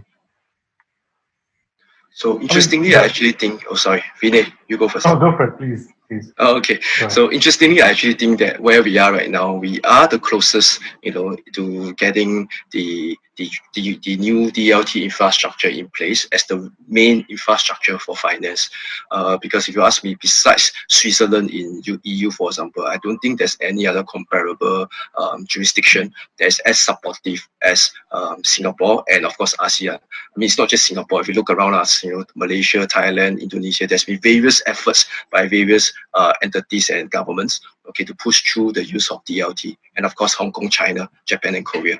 So I do think that where we are right now, we are actually in the location that's closest to having widespread use of the blockchain. But of course, okay, when you're talking about real massive adoption, okay, in the masses, I do think it has to be driven by institutions rather than, on the B2C level. One reason why we are working with banks and institutions is because when we influence a bank, okay, so the bank, if it's on the blockchain, okay, all the users will be actually on the blockchain without them knowing it. Okay, so the approach that we see that will be taking off in the near run is that where these institutions representing millions of end users are actually on the blockchain. And they are actually, if I'm holding a bank account today, I don't really have anything in my wallet. The wallet is inside the bank, right? So similarly, if I have a blockchain-based wallet or blockchain-based account, okay, actually, if it's in the bank, okay, all the currencies are in the bank. So that's the closest to getting efficiencies done, okay, using the same DLT infrastructure, just that the portal is still the existing gateways that we know. Of course, that's just the first step, okay, to have a real propagation of the blockchain technology in all the use cases around us. Okay, I do think that is a necessary first step before we can evolve further. Yeah, and just to build on Ben's excellent points there, we have to keep in mind that Asia will always be a volume game. Asia is not small, like we've discussed. It's the most populous region in the world, and the more we can enable democratized finance access to SMEs and to retail users, I think the better off finance infrastructure maturity in Asia is going to be. And this is why blockchain and DLT and CBDC in particular becomes very interesting, because what Bitcoin did in terms of providing an elegant way of managing value without having to go through, the really complex piping network that's been evolved over the last 100 years, that's now being taken by central banks and applied. And just to give you an example, NZA is building one of the world's first CBDC projects in the Bahamas. Very interesting use of CBDC technology to enable ownership of value at the lowest levels. And this is important, I think, for developing economies, especially because, as Ben mentioned earlier, there is no legacy, there is no baggage in one sense, and there's an opportunity for nations like in the ASEAN region, Cambodia, for example, or Myanmar. They can completely leapfrog a lot of the effort put in by more advanced nations in creating technology by using something like blockchain. But ultimately, the aim should not be let's try and use blockchain because it's cool, or let's try and do CBDCs because it's cool. There's a need for a fundamental assessment or reassessment of the philosophy of money and why we're doing this. If we can achieve some degree of accessibility at the SME and retail user level, I think that for me is the magic ingredient for Asia, because let's not forget that is a big part of what makes Asia move. It's the sheer volume of people, it's the population, and also the unbanked SME. 70% of Southeast Asian SMEs struggle with digital options and banking access. That needs to change really quickly. And I think that sort of fundamental infrastructure is what's required to be in place. Right. Yeah. I just want to quickly pick on the point you've mentioned about rethinking currencies, and that's kind of what the promise of Bitcoin was initially. So, even opening it up to the masses, not having central intermediaries and control mechanisms. Now, how does that really fit in with the whole? We've just talked about a while ago, the whole concept of governments are now the ones that are leading this initiative, this rollout. So is there a balance? Is there in between that we have to be aware of? Yes, but again, I think it's important to recontextualize this, right? So as somebody who's grown up in Asia, worked in Asia, sort of seen the emergence of fintech and infrastructure in Asia, I've never had this problem with government leading initiatives. I'm also a very passionate crypto enthusiast. I understand where perhaps a Bitcoin maximalist might come from, saying, Satoshi Nakamoto's vision, which is central banking has failed and we need to build a new kind of payment settlement system. I don't necessarily buy into that view too much, and this I think is the stark difference between an Asian way of thinking, if I can call it that, and a more Western school of thought, in that we actually need government in Asia, in many parts of Asia. Saying that down with government and there's no way the government should be doing this is extremely detrimental to the cause of the people. So it's philosophically very different, first of all. From my vantage, I think it's absolutely the right thing that we have government working on this from day one. As long as you believe that money is a sovereign privilege or a privilege extended by the powers that be, and not something that the people of the world just perceive for themselves, you are pretty much stuck with a government-centric view of finance, and it's important the government gets on board. We're seeing this. We're seeing this happen at scale in India. We're seeing it happen in China. We're seeing it happen, beautifully in Singapore, which is a shining example of how public-private partnership can work in finance infrastructure maturity, where cloud computing as such a fundamental need is literally driven by the government. Imagine if we didn't have that in Singapore, for example. Imagine if we suddenly opened up Singapore and said government will no longer be involved. What would that do to our systems? So I think it's fundamental that the ecosystem be centered around a regulator first and a government first approach. It's dangerous for us to even assume that we can do this exactly like how Bitcoin was assumed. But to your question, Caleb, I think the balance is forming, and I think it's forming beautifully in Asia. Singapore again is a great example of how government does not try and overstep its mark, but at the same time is there as a silent support in the background. And I think it can lead to something very beautiful. And this is why Asia is exciting. This is why I think the eyes need to be on the region, because CBDC again is a culmination of that kind of thinking. It takes the best of what Bitcoin had to offer, and it builds a better kind of native money supply system, something that hasn't been tried before. And that's exactly the sort of balance that I think we'll see happening. Yes, absolutely agree. I also think that there is a balance forming already in the sense that these are entirely two different use cases too. If you talk about a peer-to-peer money transfer service versus a securities or capital markets use of money, it's entirely two different business models altogether, and we can definitely coexist. I mean, even in Singapore, we all see that how Temasek has so-called participated in Libra, which is a classic, I would say, retail coin that will be coming, I don't know when, sometime soon. But at the same time, we are also participating in the MAS project Rubin, where it's the foundation of a future CBDC. So that's something that can coexist because it's quite frankly for different use cases, where one is on a larger scale commercial application, industry application, while the others could be more on a retail money transfer type of service.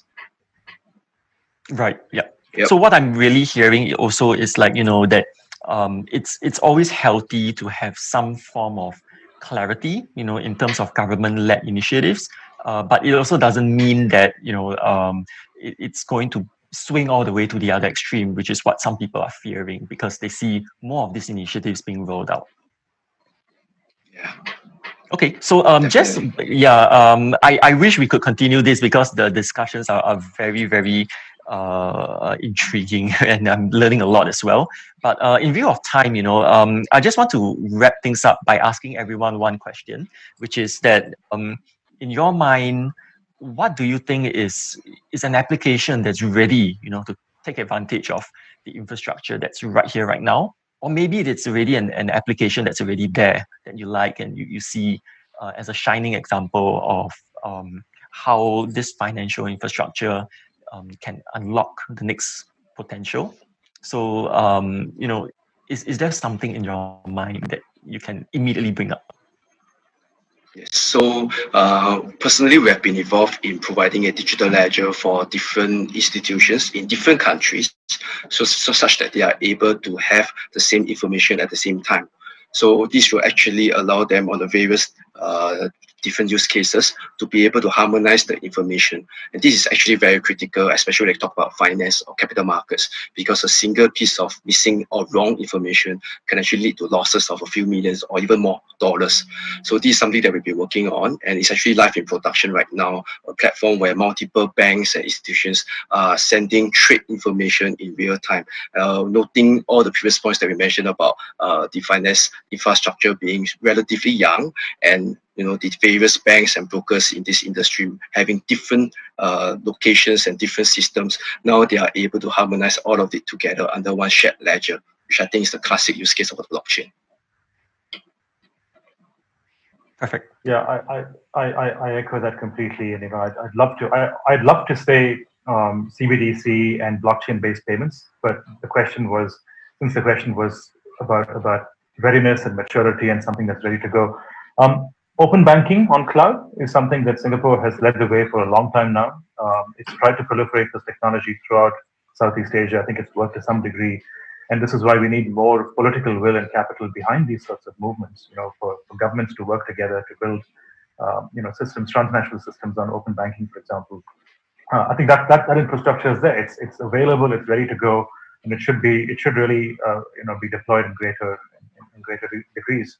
But yeah, that's the instant available answer. But I'd love to see how blockchain can be a bigger part of the Asian success story.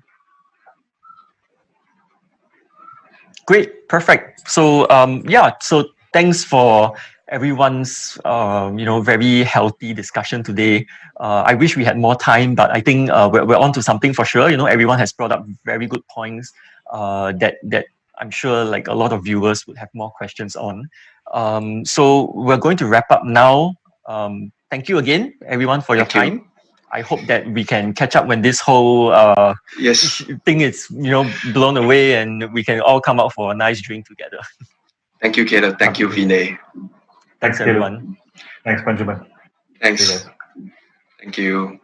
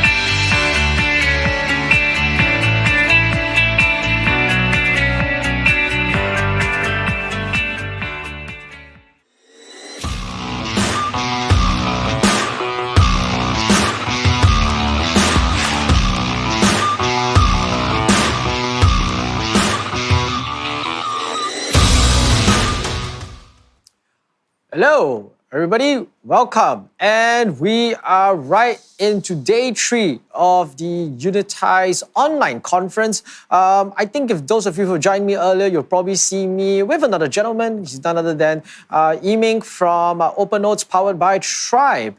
And what we presented for the last 3 sessions was essentially the blockchain enterprise take and trend that's happening in Asia, specifically on the Southeast Asia region, and obviously, having a very Singapore flavor to it, right? The enterprise content will carry on again in about 8 hours' time. That's happening at about midnight if you're in Singapore, and I think it is UTC time. I think it's something like 4 p.m. or something like that. And that will be actually the enterprise US session. So besides the enterprise US, we also have we've got Deloitte, we've got the World Economic Forum, etc., etc. They'll be participating later tonight. However, right before that, there's actually a couple of very special announcements I'd like to make. Number one, for those of you that probably have missed some of the sessions, because you were busy or the time zone problems or anything like that, and you probably couldn't catch us live, just to let you know, if you go back into the Unitize platform, which essentially it's Brella,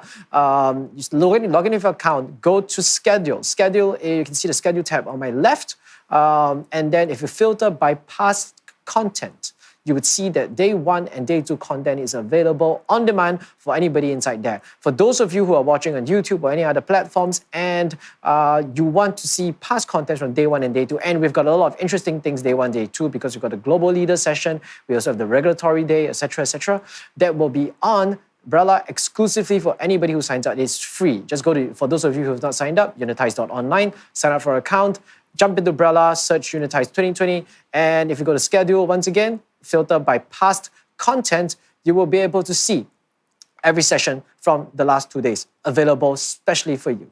Right. On to the next topic. This is a very special topic, and I think one that's probably one of the most popular activities that happens in the blockchain and crypto space, which is essentially trading. And we've decided to put together a very special, I would say, 3-way discussion about essentially trading, specifically narrowing in on crypto derivatives. So this is actually a trading spotlight session, and joining me on this trading spotlight session, we have Kevin Zhou from Galasios, we've got Darius from QCP Capital, as well we've got Kyle from 3 Arrows Capital. And the 3 of them will be having a very open 3-way discussion about their thoughts about everything that's happening in the trading space over the 2020 so far. All right? Enjoy.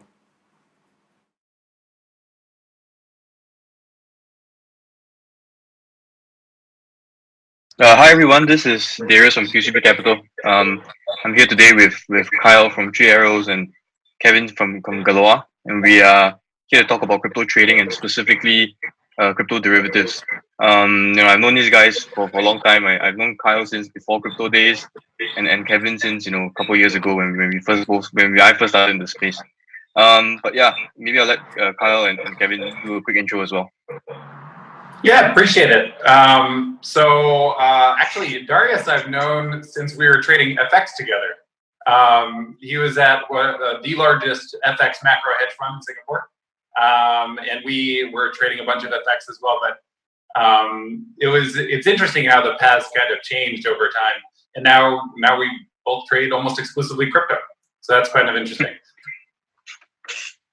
Yeah. So I'm Kevin. I know these two from a while ago. I actually knew Darius first when he was starting up the OTC desk at QCP, and we've definitely done quite a few trades together. Always been a great counterparty to have.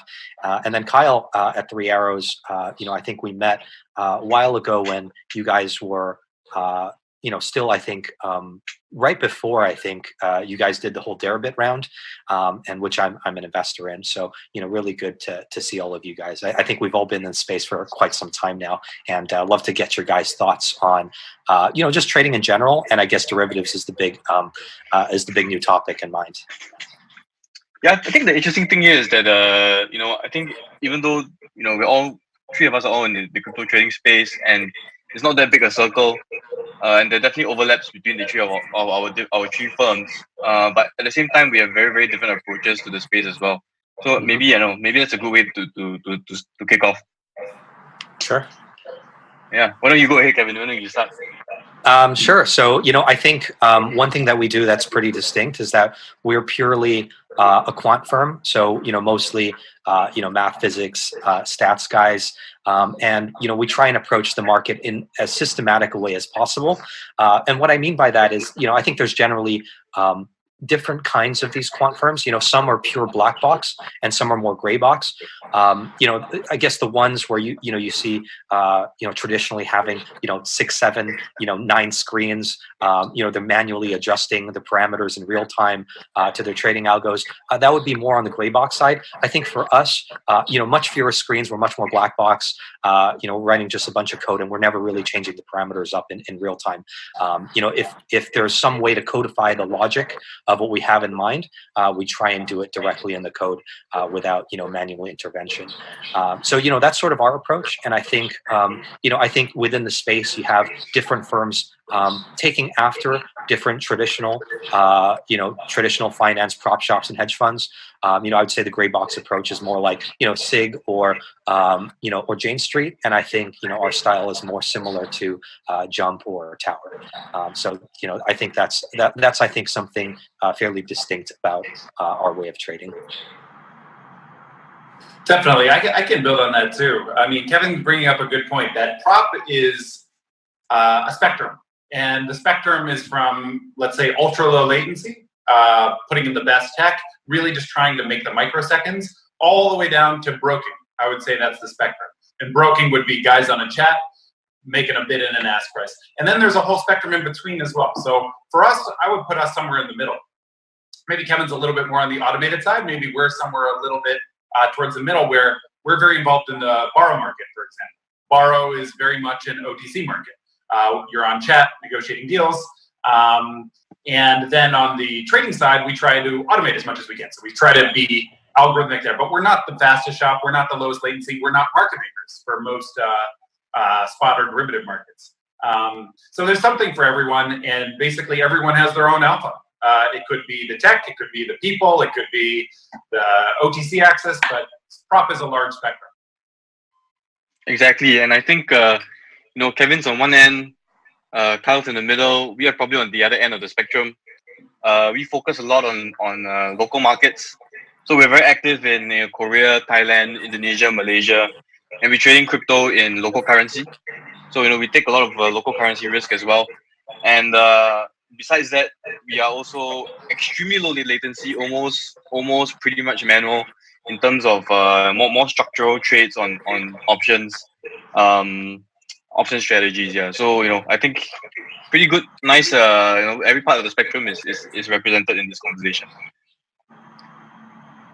Yeah, I definitely think that way too, and I think it's important to identify it this way, because if you think about other investing, so let's say early stage venture capital, I don't know if there's as much of a spectrum. It's much more of a region focus or a product focus, something on that order. But it's not necessarily a spectrum of tech to broking.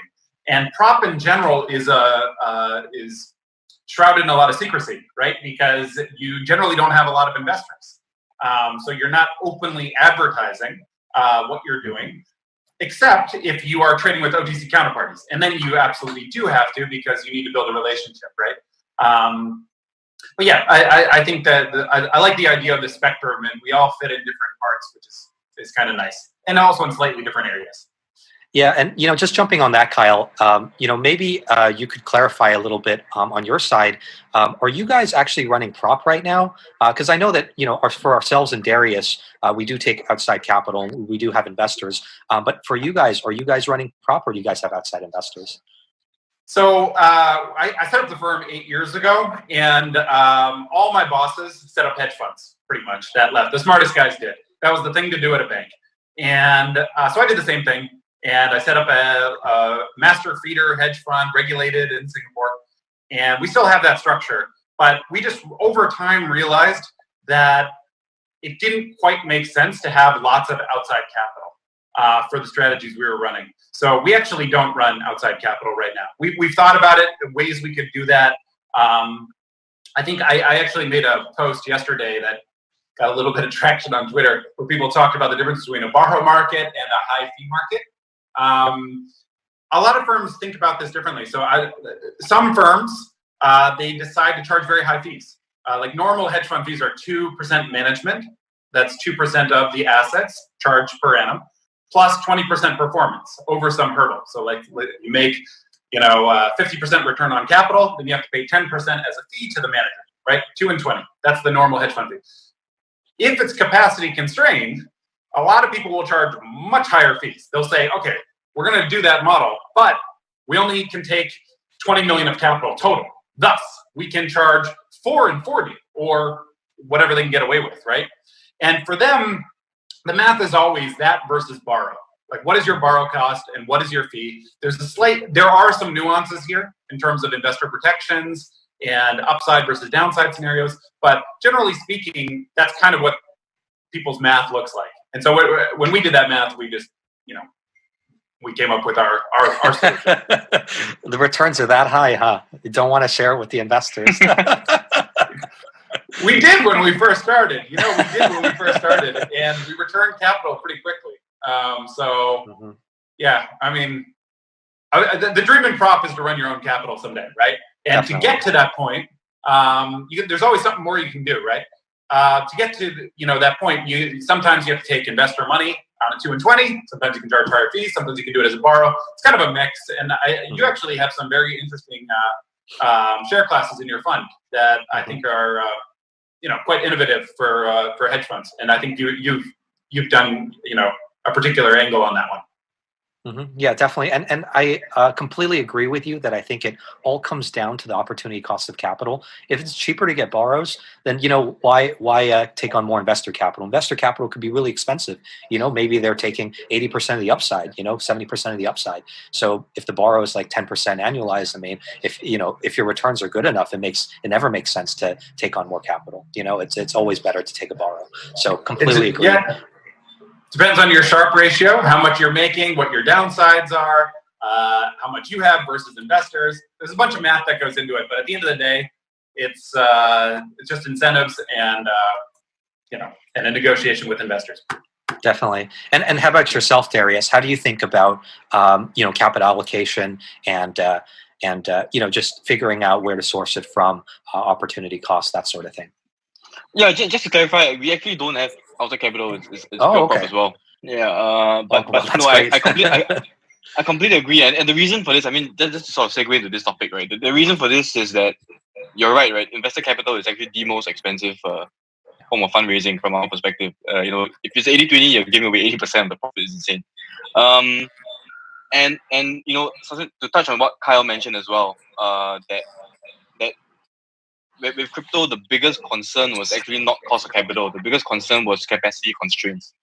Yes. In hedge funds, it's part of the hedge fund game is always an AUM game, right? You manage $4 billion, $5 billion. Even if you don't make money, the hedge fund manager still gets rich. So you can't do that in crypto at all. In crypto, you if you have $1 billion, you have no idea where to put it.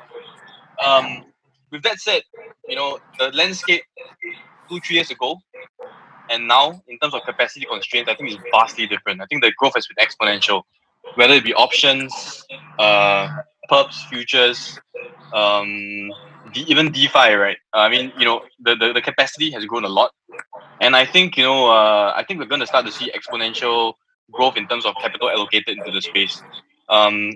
Especially, I think this year especially we saw news that Renaissance was thinking about deploying. Paul Tudor Jones is thinking about deploying, and with that, there's been a very huge jump in interest from the traditional market guys. Seen a couple of banks starting to step in as well. And the interesting thing to me is that these banks, the banks that we've spoken to who want to step into the space, are not taking the usual path of do the Delta One spot products or what. They're going straight into options and straight to exotics and that kind of thing, right? So I think some interesting stuff happening this year for sure. Mm-hmm. And how much capacity do you think there is right now for the strategies that you're running right now? If you had unlimited access to capital, at what point would you say, okay, we're full, that's too much, there's nowhere to deploy it anymore? I think the number in my head, I mean, let's say just for us as an individual firm, the number in my head, I would probably put it, I think 100 million the market can take no problem. Probably about 250 to 300. Then we start feeling strained and you start having to diversify into different kinds of products. But I think, let's say specifically for options, I think $100, I think the market can stomach that.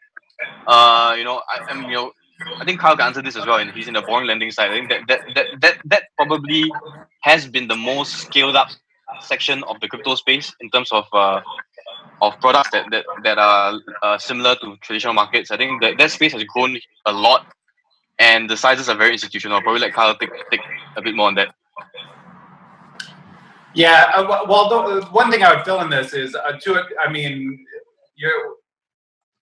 we run firms, right, that have like multiple people in them and have scale to, you said, deploy even 100 million. To a lot of people, 100 million sounds like a lot of money, right, to manage a firm. But you have to remember, if you're starting your firm with smaller, like let's say 1, 5, 10, you have to believe you're going to get to 250, 300, or like a really high number to accumulate assets. Because even at 2 and 20 on, like if you raise 50 million is not, like if you're a VC, it's fine because VCs can launch multiple funds. In fact, they can, and they can lock it in for a long amount of time. But for a hedge fund, you have 2 bad months, you lose your capital, right, very quickly. So, yeah. I think that those numbers are approximately similar for almost everyone's strategy, for any prop strategy in crypto. And I would say if Bitcoin were 50K, then maybe we could all try to raise more money. That would help. That sounds good. But it is nice to see, and I certainly agree with your other point that we're seeing a lot of market entrants, and I think we're going to see a lot more very soon. Sophisticated banks, and I think people in crypto tend to underestimate the sophistication of new investors into the space. And sometimes it's easy to forget that, you may be crypto native, you may have been around since 2012 or whatever, but like some other guy might have been trading, exotic equity options for like 20 years. I mean, he's a pretty sophisticated guy. And if he decides to go into crypto, and he's going to be very comfortable with accumulators, knock-in, knockouts, like products that maybe a crypto native person is not quite familiar with. Like they have the tools to build it, especially in DeFi or on-chain, whatever, but they may not have the 20-year experience of seeing what that product looks like in the real space. And I think that's the exciting part. When you bring in new people, they're not noobs. It's not always a noob or a pleb that joins. It's sometimes very sophisticated managers. And I agree, we're going to see more of that.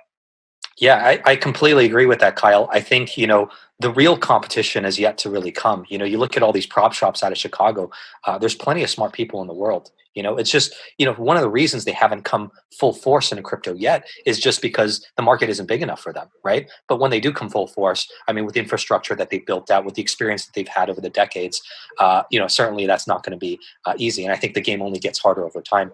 Hopefully, also, we're getting better over time too, and we'll be able to compete. And same for you guys. But I think I definitely agree. I think there's a lot of competition sort of looming on the horizon that I think a lot of crypto people discount. And I don't think that, like you said, that these guys are noobs. I think these guys are quite good at what they do. But I wanted to touch on another point. A really interesting point that you brought up, Kyle, which is that you said that basically for VCs, they get to lock up this capital for a really long period of time, right? And, they could raise multiple funds, this, and that. While, for a fund or like a prop shop, we live and die by every month, right? So in your opinion, are you suggesting that, do you think it's harder or easier to be a VC versus running a trading firm? I think they're different. I think it's an unfair question. I think the point I was trying to make is if you raise $100 million hedge fund in traditional space, on average, you're losing money. The average hedge fund is break even on management fee at $250 million AUM, $250 million. So if you raise $100 million, given the fee breaks you're going to have to get and the deals you're going to have to cut for equity, on average, you're losing money. Well, in crypto, how many hedge funds can you name over 250 million? Like very, very few, right? I think I can name them on one hand. But a VC is very different. In the real world, or the non-crypto world, if you raise a VC with $20 million, that is totally fine because that capital is locked up for, on average, let's say, 5 to 10 years. And you can raise every 3 years or so, you can raise a subsequent fund if you want. So on your total AUM over a 10-year horizon, you could be running, let's say, $80 million of hard capital that's fixed there, right? And you can really gun for the fences. If you, if you put in some really big bets and they go sour, your capital's still locked up, right? So yeah, I would say a $20 million VC locked up for 10 years is probably more lucrative in the long run than a $100 million hedge fund that has monthly redemptions. So maybe that's one way to phrase it. But that's not to say one's better or one's worse. Like totally different skill sets. So unlikely one person can do both. You know, guys, I think when I'm a bit older and, just a little bit more world weary and just tired of the daily hustle, I think I'll just be a VC. I think it seems like a nicer life. You can be wrong for a very long time and still look really smart. You know what I mean? Well, what do you think, Darius? Do you think it's harder running a trading firm or being a VC? What do you think there? Well, I mean, I've always been on the macro side, right? The VC side has always. I mean, I always have this conversation with my partner Josh, right? I have no idea how this VC thing works, right? I to me to this day, I mean, we've done some VC deals as well, and it's still very very alien to me. I still think the macro side makes a lot more. The market's a lot more efficient, right? The market's a lot more efficient. It's easier to understand. I still don't know how you justify some of the valuations that you have in VC. So I sort of agree with you on that part. You can get away with things for quite a lot longer than you do. But I think I can tie this together real quick. So anyone with $1 million can try to start a hedge fund, try to start a high frequency trading firm, or try to start a prop trading or a VC, or try to get into property development. They can try to do many of these things because the capital costs are by definition not that high, right? Like you would never try to found a car company, or you would never try to design a new iPhone, or things that are even cheaper. You can try to be a novelist. You can go try to write a epic poem if you want. That'll cost you $20,000 a year. You just have to pay for your expenses. But the reality is, all of these things, the alpha is not the capital. Like there is a capital component, but the alpha is not the capital. Like the alpha in prop is, your market knowledge, your tech, or something, right? The alpha for VC might be deal flow or other things, right? So I think that looking at the capital component of a business is like looking at their working capital. Like you wouldn't look at the working capital of a restaurant and then say, hey, I can also run a restaurant. You'd say, well, wait a second, who's the chef? Like, what are we making here? Like, Yeah, definitely. Exactly. Yeah. Definitely. Cool. Well, I got one follow-on for Kevin. So you mentioned all these market entrants, and you mentioned them as potentially competitors. And I'm thinking of them, yes, they could be, but I'm thinking they can also be partners and they extend the space, right? And one way I'm thinking about that is right now, for exchanges, for example, most exchanges are run in AWS cloud. It was designed that way because in crypto, it's exchanges like everyone to connect from everywhere in the world all at the same time. That's not so good for a lot of things like throughput, latency, other things. So for example, Deribit, metal exchange, high volume, high throughput. It'd be hard to have tons of retail all connecting at the same time, but it's wonderful if you want to have really good pricing, best execution, high volume. Mm-hmm. Are there any other? So this is a clear trend for me, anyways. Like we're going to see much more co-located metal exchanges, which is really important. What other things do you think are going to happen? Mm-hmm. Yeah, I definitely agree with the colo part. I think Deribit already has colo right at LD4, and you can do a cross connect with them. And I think maybe the way the space evolves is much like I hate to say it, but maybe just like exactly like traditional finance, where there's going to be like these brokerages that handle all the retail flow, and then it's just really the brokerages who have seats with the exchange who then directly connect with the exchange, right, on the same rack, in the same data center. That seems to be a lot more scalable than having these millions of retail connections all over like AWS, everything going through Cloudflare. So there's another extra jump. It's just the whole thing doesn't seem too efficient. And I think, maybe the reason that this hub and spoke model evolved in traditional finance is exactly because of this reason. And maybe we don't need to reinvent the wheel. But could be wrong. It's really hard to say. I think, in comparing the crypto markets with traditional markets, sometimes it looks like equities, sometimes it looks like forex. I mean, you can definitely compare and contrast a lot of details. Like, for example, I think with forex, for example, there's a lot of fragmentation of liquidity, which we also see in crypto. It operates 24/7, so it's a lot like crypto. And I think for the most part, there's not much central clearing. I think only 25% of trades are centrally cleared, I think, in the forex market. Don't quote me on that, but that's from what I remember. So I think it's possible that crypto goes that route, or it's possible that crypto has a lot of these characteristics of forex, but also ends up having some kind of giant OCC or some kind of clearinghouse that everybody goes through, right? So it's not clear exactly what way crypto is going to go, and that's why I kind of think of it as a completely different asset class. That was a little bit of a tangent, but just a random thought there. Yeah. Yeah, the only thing that's clear to me is it's going. It's going. It's it's not going to remain in an AWS cloud. I don't know what it's going to end up, but it's definitely going somewhere. I think what do you think about it? On the forex part, you're right. I mean, crypto is similar to forex in a lot of ways. But let's say you look at crypto options specifically, it's not going in the way of forex. If you look at FX options, that's 99% OTC, completely fragmented, prime brokerage. It's all bilaterally traded. Whereas crypto, you already have that centralized on certain exchanges. So that part's very distinctly different. So you're right about that. It's going to be a completely different animal, a sort of mix of both. Mm-hmm.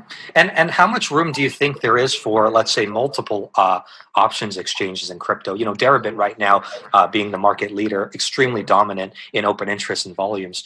Do you guys see that changing over time? You think there's enough for 2 or 3 players, or you think it's just going to be pretty much winner take all? In my opinion, I think maybe just to share that a little bit, I think there's probably room for a few, but I think it's going to be fewer than the spot exchanges, just because the way to replicate liquidity on an options book, there's so many different dimensions, calls, puts, different terms, different strikes. It makes it a lot harder to defeat the network effects of the incumbent.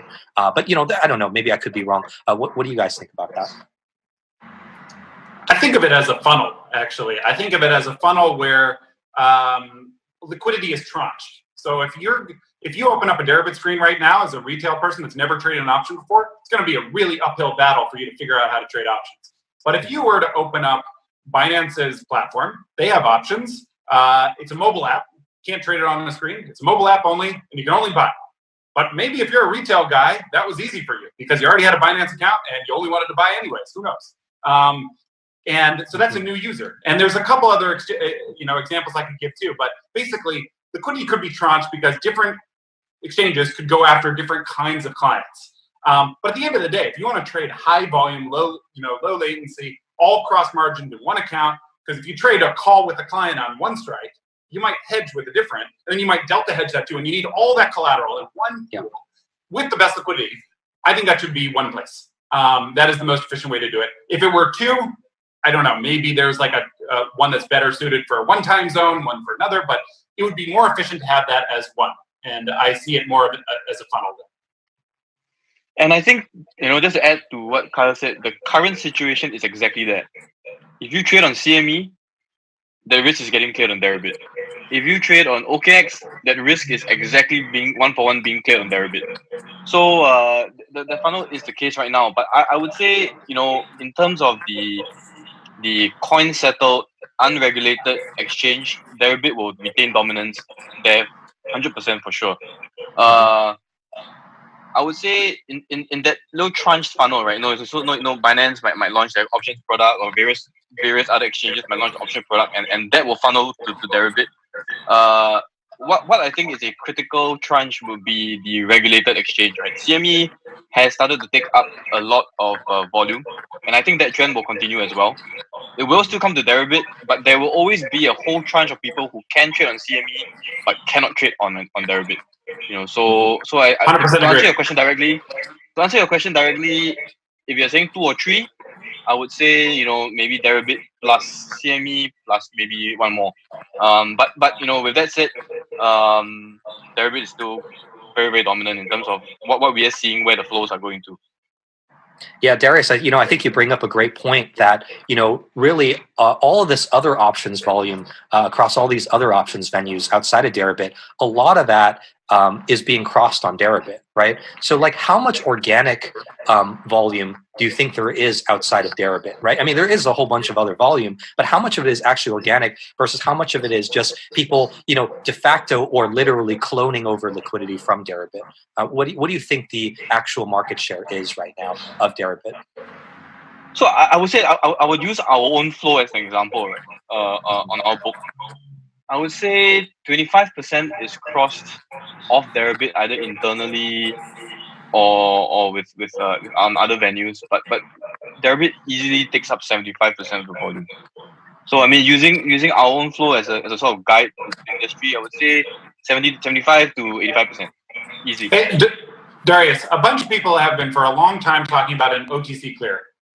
There were numerous firms that tried, couldn't get either the credit, so they didn't raise enough money for people to want to face them, or couldn't get the cross-margin capability or the master clearing agreements, whatever it is. Do you think we'll see one of those someday? How close are we? I mean, as you know, I was also intimately involved in some of these, right? And I thought, 2 years ago, I thought, you know, I was very confident that crypto is going the way of FX. It's going to be central clearing, you know, it's going to be standardized rules, ISDA for everybody. But 2 years later, looking back at it, it has not worked out. I think the space is to some extent not ready for it, and not ready for it not because not because, you know, they don't want it, but because it's actually quite easy to cross on Deribit. So, you know, there is almost a case of there's no need for it, right? You know, we were looking at, we've been talking to some counterparties for many years, and we were trying to get ISDA going through, and, you know, these kind of standardized things going through. In the end, we just looked at each other and say, you know, why don't we just cross the Deribit, and then that's the easy solution. So there's almost no need for it. So I think, you know, to answer your question, you know, there are still guys who are trying to put these things through, but I think to some extent. So in FX has that, but it's very top down. Like the banks own the central clear, and they forced all of it to go there, and they probably burned a lot of money to get it to go there to start with, anyways, right? So I guess the question would be, like, crypto generally is bottom up. Like FX is very much top down. Banks control everything; they own the top clears, and then the liquidity is tranched downwards, right? Customers can participate in that market as the banks see fit, as they've defined it, right? Whereas crypto is the opposite, right? Crypto, someone wants a new option, they go to you, like, you'll probably quote them, right? You'll probably make them a price, and you don't force them to clear in a certain way, you just trade in the most efficient way. It's more organic, I would say. So, yeah, I don't know. Like, I also thought someone would just pony up and say, $50 million in this central clear, I'm paying everyone to join it, everyone has to clear here now. And in the end, maybe that would work out. But in the interim, that would be a serious money burn, right? And given the excesses of 2017, I actually thought someone would do that because there was so much more money that was burned doing other useless things, right? But maybe now people are much more rational, and so it's harder to get that. And the oligopoly is spread too thin. So maybe it's, I mean, a simple case of if one of these guys comes to you and says, "Hey, why don't you pay $100,000 for a seat on my clearing, you know, on my as to be a clearer or whatnot," right? You gotta ask him to buzz off, man, because you know, it's just, you know, we're just not used to paying that kind of fees, right? The banks pay for their seat. You know, another major difference in FX is prime brokerage. So you have the central, like, liquidity, which is governed by, you know, if corporates trade with banks because they have a banking relationship, and all that funnels down, right? But you also have prime brokerage, which is like a whole nother stranglehold that banks have. So, you know, when you were trading FX, you had an FX prime brokerage account, right? And that was the only way that you could clear. And if your FX prime broker said, "Hey, we don't support this venue," or "We want you to clear on this venue," or "We make it cheaper for you to trade," then you would trade on that venue. So it's kind of like forced in a lot of ways. Citibank, for example, has been for a long time a huge percent of the prime brokerage business for every major FX trading fund. You had an account there, we had an account there, everyone did, right? You had to. And they recently just came out and didn't support some venues, right? Some ECNs, which are clearing because maybe they weren't as friendly to Citi or whatever, right? You can't do that though in crypto. That doesn't fly. You don't have that stranglehold of prime brokerage and that stranglehold of like the corporate flow. So you can't govern it, and you don't have 50 million to blow on a project for like the next 5 years to see if it works. But like, basically, I don't know. I think crypto is all bottom up. FX is all top down, and so I agree. It's not going to pan out the same way. Similar, but in that way, actually, I think this is one specific area where the ideals of I won't say decentralization, but democratized finance has come true, right? Back in the day when you wanted to set up 3 arrows, you have like a whole laundry list of like prime broker, custodian, and they all cost a bomb. I mean, today if you want to set up a $50 million hedge fund in crypto, you just set up a few accounts and you're good. So I think there is definitely some very strong democratization in terms of the way serious capital is managed in the space. And for that reason, I think there would be more inflows very easily and very quickly as well. Yeah, and I just wanted to add one other comment about the whole clearinghouse situation in crypto. All these guys making these plays. The answer is always the same, which is that I'll join your network once everybody else is on. And it's just like this kind of chicken egg problem. Nobody wants to be the guinea pig. Nobody wants to pay 100 grand, get a seat for who knows how this thing will play out. Right? It's a lot safer for me to just watch everybody else get on the network, and then it has some value. I think unless they're willing to put down the very heavy fixed cost to get it going, there's no marginal cost. There's no marginal benefit for any individual to join before anybody else does. So I think there's a very serious chicken egg problem there. Yeah. And there are other network effects that are probably more important and more organic. So, for example, moving funds around in a secure way. Fireblocks has pretty much nailed that market at this point, right? Definitely. And that is a true network that is truly scalable. And there's a couple other examples I can give too, but basically there are networks which can organically grow. It doesn't have to be like, no one wants to join until there is one. Like it provides immediate benefit and then more benefit and incremental benefit, and then it just, becomes the de facto network that everyone uses. Mm-hmm. So let's see. Second derivative options. Darius, when are we going to get those? Everyone's been talking about these, especially in Asia. Asia is a huge exotic derivative market. In the US, a lot of these are not standard products for the everyday person. Accumulators, knock-in, knockouts, trigger redeemables. But to everyone in Asia, this is a very well-trodden path. I mean, the average person in Korea, for example, will go to their local bank and maybe put $10,000 in a trigger redeemable, which will pay out a fixed coupon over time if certain things happen. Very, very normal product. Very retail oriented too. Why don't we see those in crypto? When will we? What's holding us back? I think we are on the brink of it, right? Before this is a question of who's willing to price, and whether there be a market for it. And to this day, if you ask me to price something like that, I would be a bit careful, right? When you have events like Black Thursday happening, these things can blow up in your face really, really badly as well. So, but I think we're on the brink of it because the private banking style of customer structuring is starting to happen, especially as these things get more regulated in Singapore and the rest of Asia. Where in Thailand, Singapore, Indonesia, for example, and Korea that's coming up, the regulations are setting the way for these products to happen, because the regulators are stepping in, the finance ministry is stepping in and saying that these are okay, and then you have retail guys starting to look at these products, and then you have banks like Nomura and all starting to look at it as well. I think we're on the brink of it happening. Mm-hmm. How do you guys feel about binary options? I think retail really likes to trade binary options, right? Yeah, I will answer that one, man. Binary options in general have a very high edge to the market maker, so they can sometimes be a little bit toxic for retail, right? That's I mean, obviously, if it's a liquid market and you can have like a good tight two-way price, then it's less toxic. But generally speaking, like I think my thought process on this is there's two things that need to happen. One is you need the underlying liquidity to be strong, and the underlying liquidity for exotic options is vanilla options. So puts and calls, and that's Deribit. And if you look at their volumes and their liquidity, it's gone up huge the past year, especially in just not BTC but also ETH, soon to be others. So that unto itself will provide a foundation upon which people can build, right? So that's number one. But number two is what Darius was saying, distribution. You've got like all these banks coming in. They're sophisticated. They're not noobs. They're not plebs. They're sophisticated. They know all about exotic options.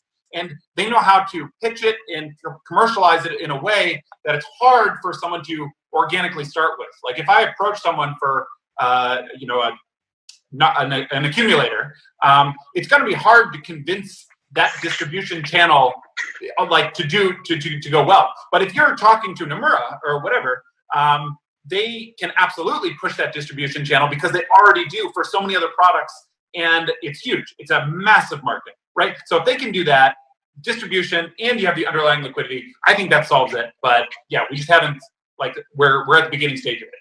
Yeah, and I think that one thing to add to that is that the yields in the crypto space, like, just the implieds on Bitcoin and Ethereum, when you tell the traditional private bankers what kind of yields they have, this market is producing, it's becoming too hard to ignore for them, right? In the global market, you are seeing a negative interest rate environment, and it's harder and harder to generate yield.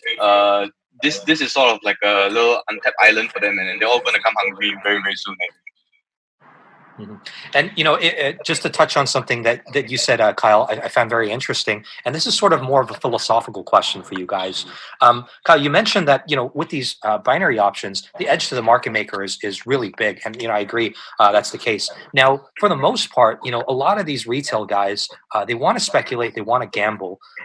Should people be allowed to trade things that they want to trade, or should they be protected from hurting themselves, giving up too much edge to these market makers? Like, what's sort of your philosophical view of the market there?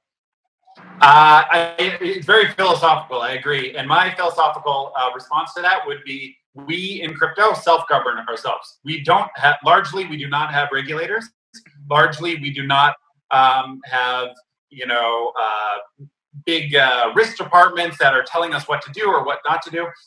We rely on ourselves. So if we see something that looks like a scam, then people regularly do on-chain analysis and call it out, right? Put it all over online, and it's very much like a trust community-based system. So I would say the same thing goes with binary options. If we see someone ripping off customers massively, which is entirely possible for binary options, because it's hard for retail to understand how much edge is in a trade, then we, the community, should probably say, hey, check out this other venue which has better pricing, or maybe you should design the contract in another way. But we should self-govern.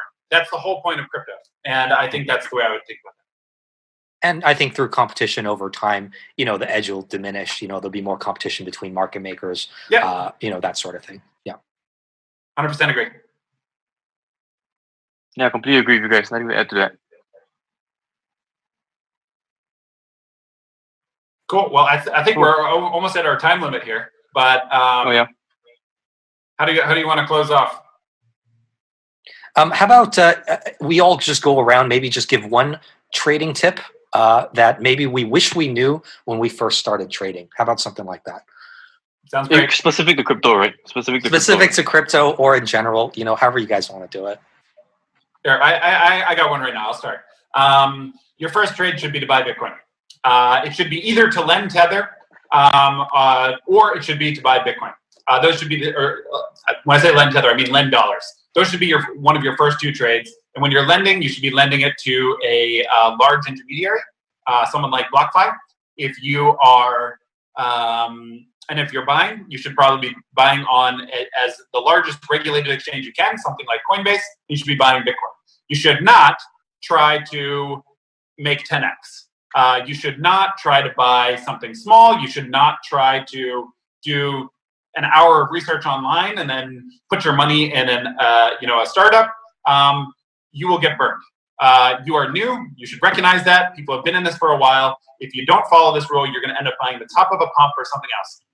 You should either be lending dollars to BlockFi or buying Bitcoin on Coinbase. I think those should be the first two trades. Darius? Well, I think, you know, I would probably add to what Kyle said, right? The misconception that most investors have of crypto is that it's volatile. You know, it's very speculative. I would say the biggest opportunity in the crypto space right now is the yield space, right? Both the credit market lending, like Kyle said, as well as, you know, implied yield and options. That you know, as a new entrant to the space, you don't have to be taking directional risk. There are a lot of other lower hanging fruit that can make you good money without taking that much risk, and that should be something, you know, to explore. Mm-hmm. Absolutely, and you know, I guess for mine, you know, I think one thing that that's really important with trading is to have a lot of, I think, emotional control. And I think a lot of people will get wrecked from being too greedy or too fearful. Well, maybe not too fearful, but you might not just make any money at all. So I think, you know, having very strong emotional control, trading the markets, you have a bad day, tomorrow's the next day, and not to let it affect you and not to go on tilt. And I think, you know, if you can manage that, you're already halfway there. Sounds great. Sounds good. We really appreciate it. Good talk. Thanks, awesome, guys. Yeah, good seeing you guys. Thank you, gentlemen, especially to the QCP guys for helping me put this together, and after that getting Cal as well as Kevin. I think that was a very, very, very insightful conversation. I think that was extremely good 40 minutes. I hope everybody enjoyed it, everybody learned something from it, especially I think the last 3 minutes when they're talking about for those people who are looking to trade or to try something out like this. You know, it's just, you know, listen, you know, I think these three are probably three of the most respected organizations and fields people really in the trading space when it comes to derivatives, crypto derivatives essentially in the space, right? We've come to the end for now for the Asia side of things. We have just finished the Enterprise Asia. We've just finished Trading Spotlight. Once again, everybody, we are just on day 3 of 5 of Unitize Online, right? Before I let you go and before I go as well, a couple of things we need to talk about. First and foremost, I think in approximately an hour and a half, 2 hours, we will be having the developer track. Yes, that's the benefits or the downsides of being live. I tend to forget a couple of announcements once in a while. Yes, we have a developer track that's happening right after this in about 1.5 to 2 hours time. And as well, I would like to put the focus on the Enterprise US edition together with the World Economic Forum, Deloitte, etc. All these things are going to be happening over the space of the next 12 hours, actually. In fact, for the Enterprise Conference, it's going to be Enterprise US Conference is going to be happening midnight Singapore time, or rather say 9 a.m. Pacific. That is UTC/GMT +7 for all of you who are trying to adjust your calendars and everything like that, right? Agenda is obviously available under schedule if you're in the Brella account. Talking about Brella, don't forget, if you go to schedule in the Brella section, you will actually realize that there is going to be a option for you to choose past content. If you go there, day 1 and day 2's content is actually available on demand for you right now exclusively on the Brella's page if you sign up for it. If those of you who are watching or not on Brella right now, then just go to unitize.online or just go to next.brella.io/unitize2020 and you'll be able to view all the content from the last 2 days, right? Given account the time zones. I myself didn't watch everything. Can't stay awake for 24 hours, can we? All right. With that, we're just going to go for a short break and we'll be back with you for the developer side. Stay tuned. Thank you very much.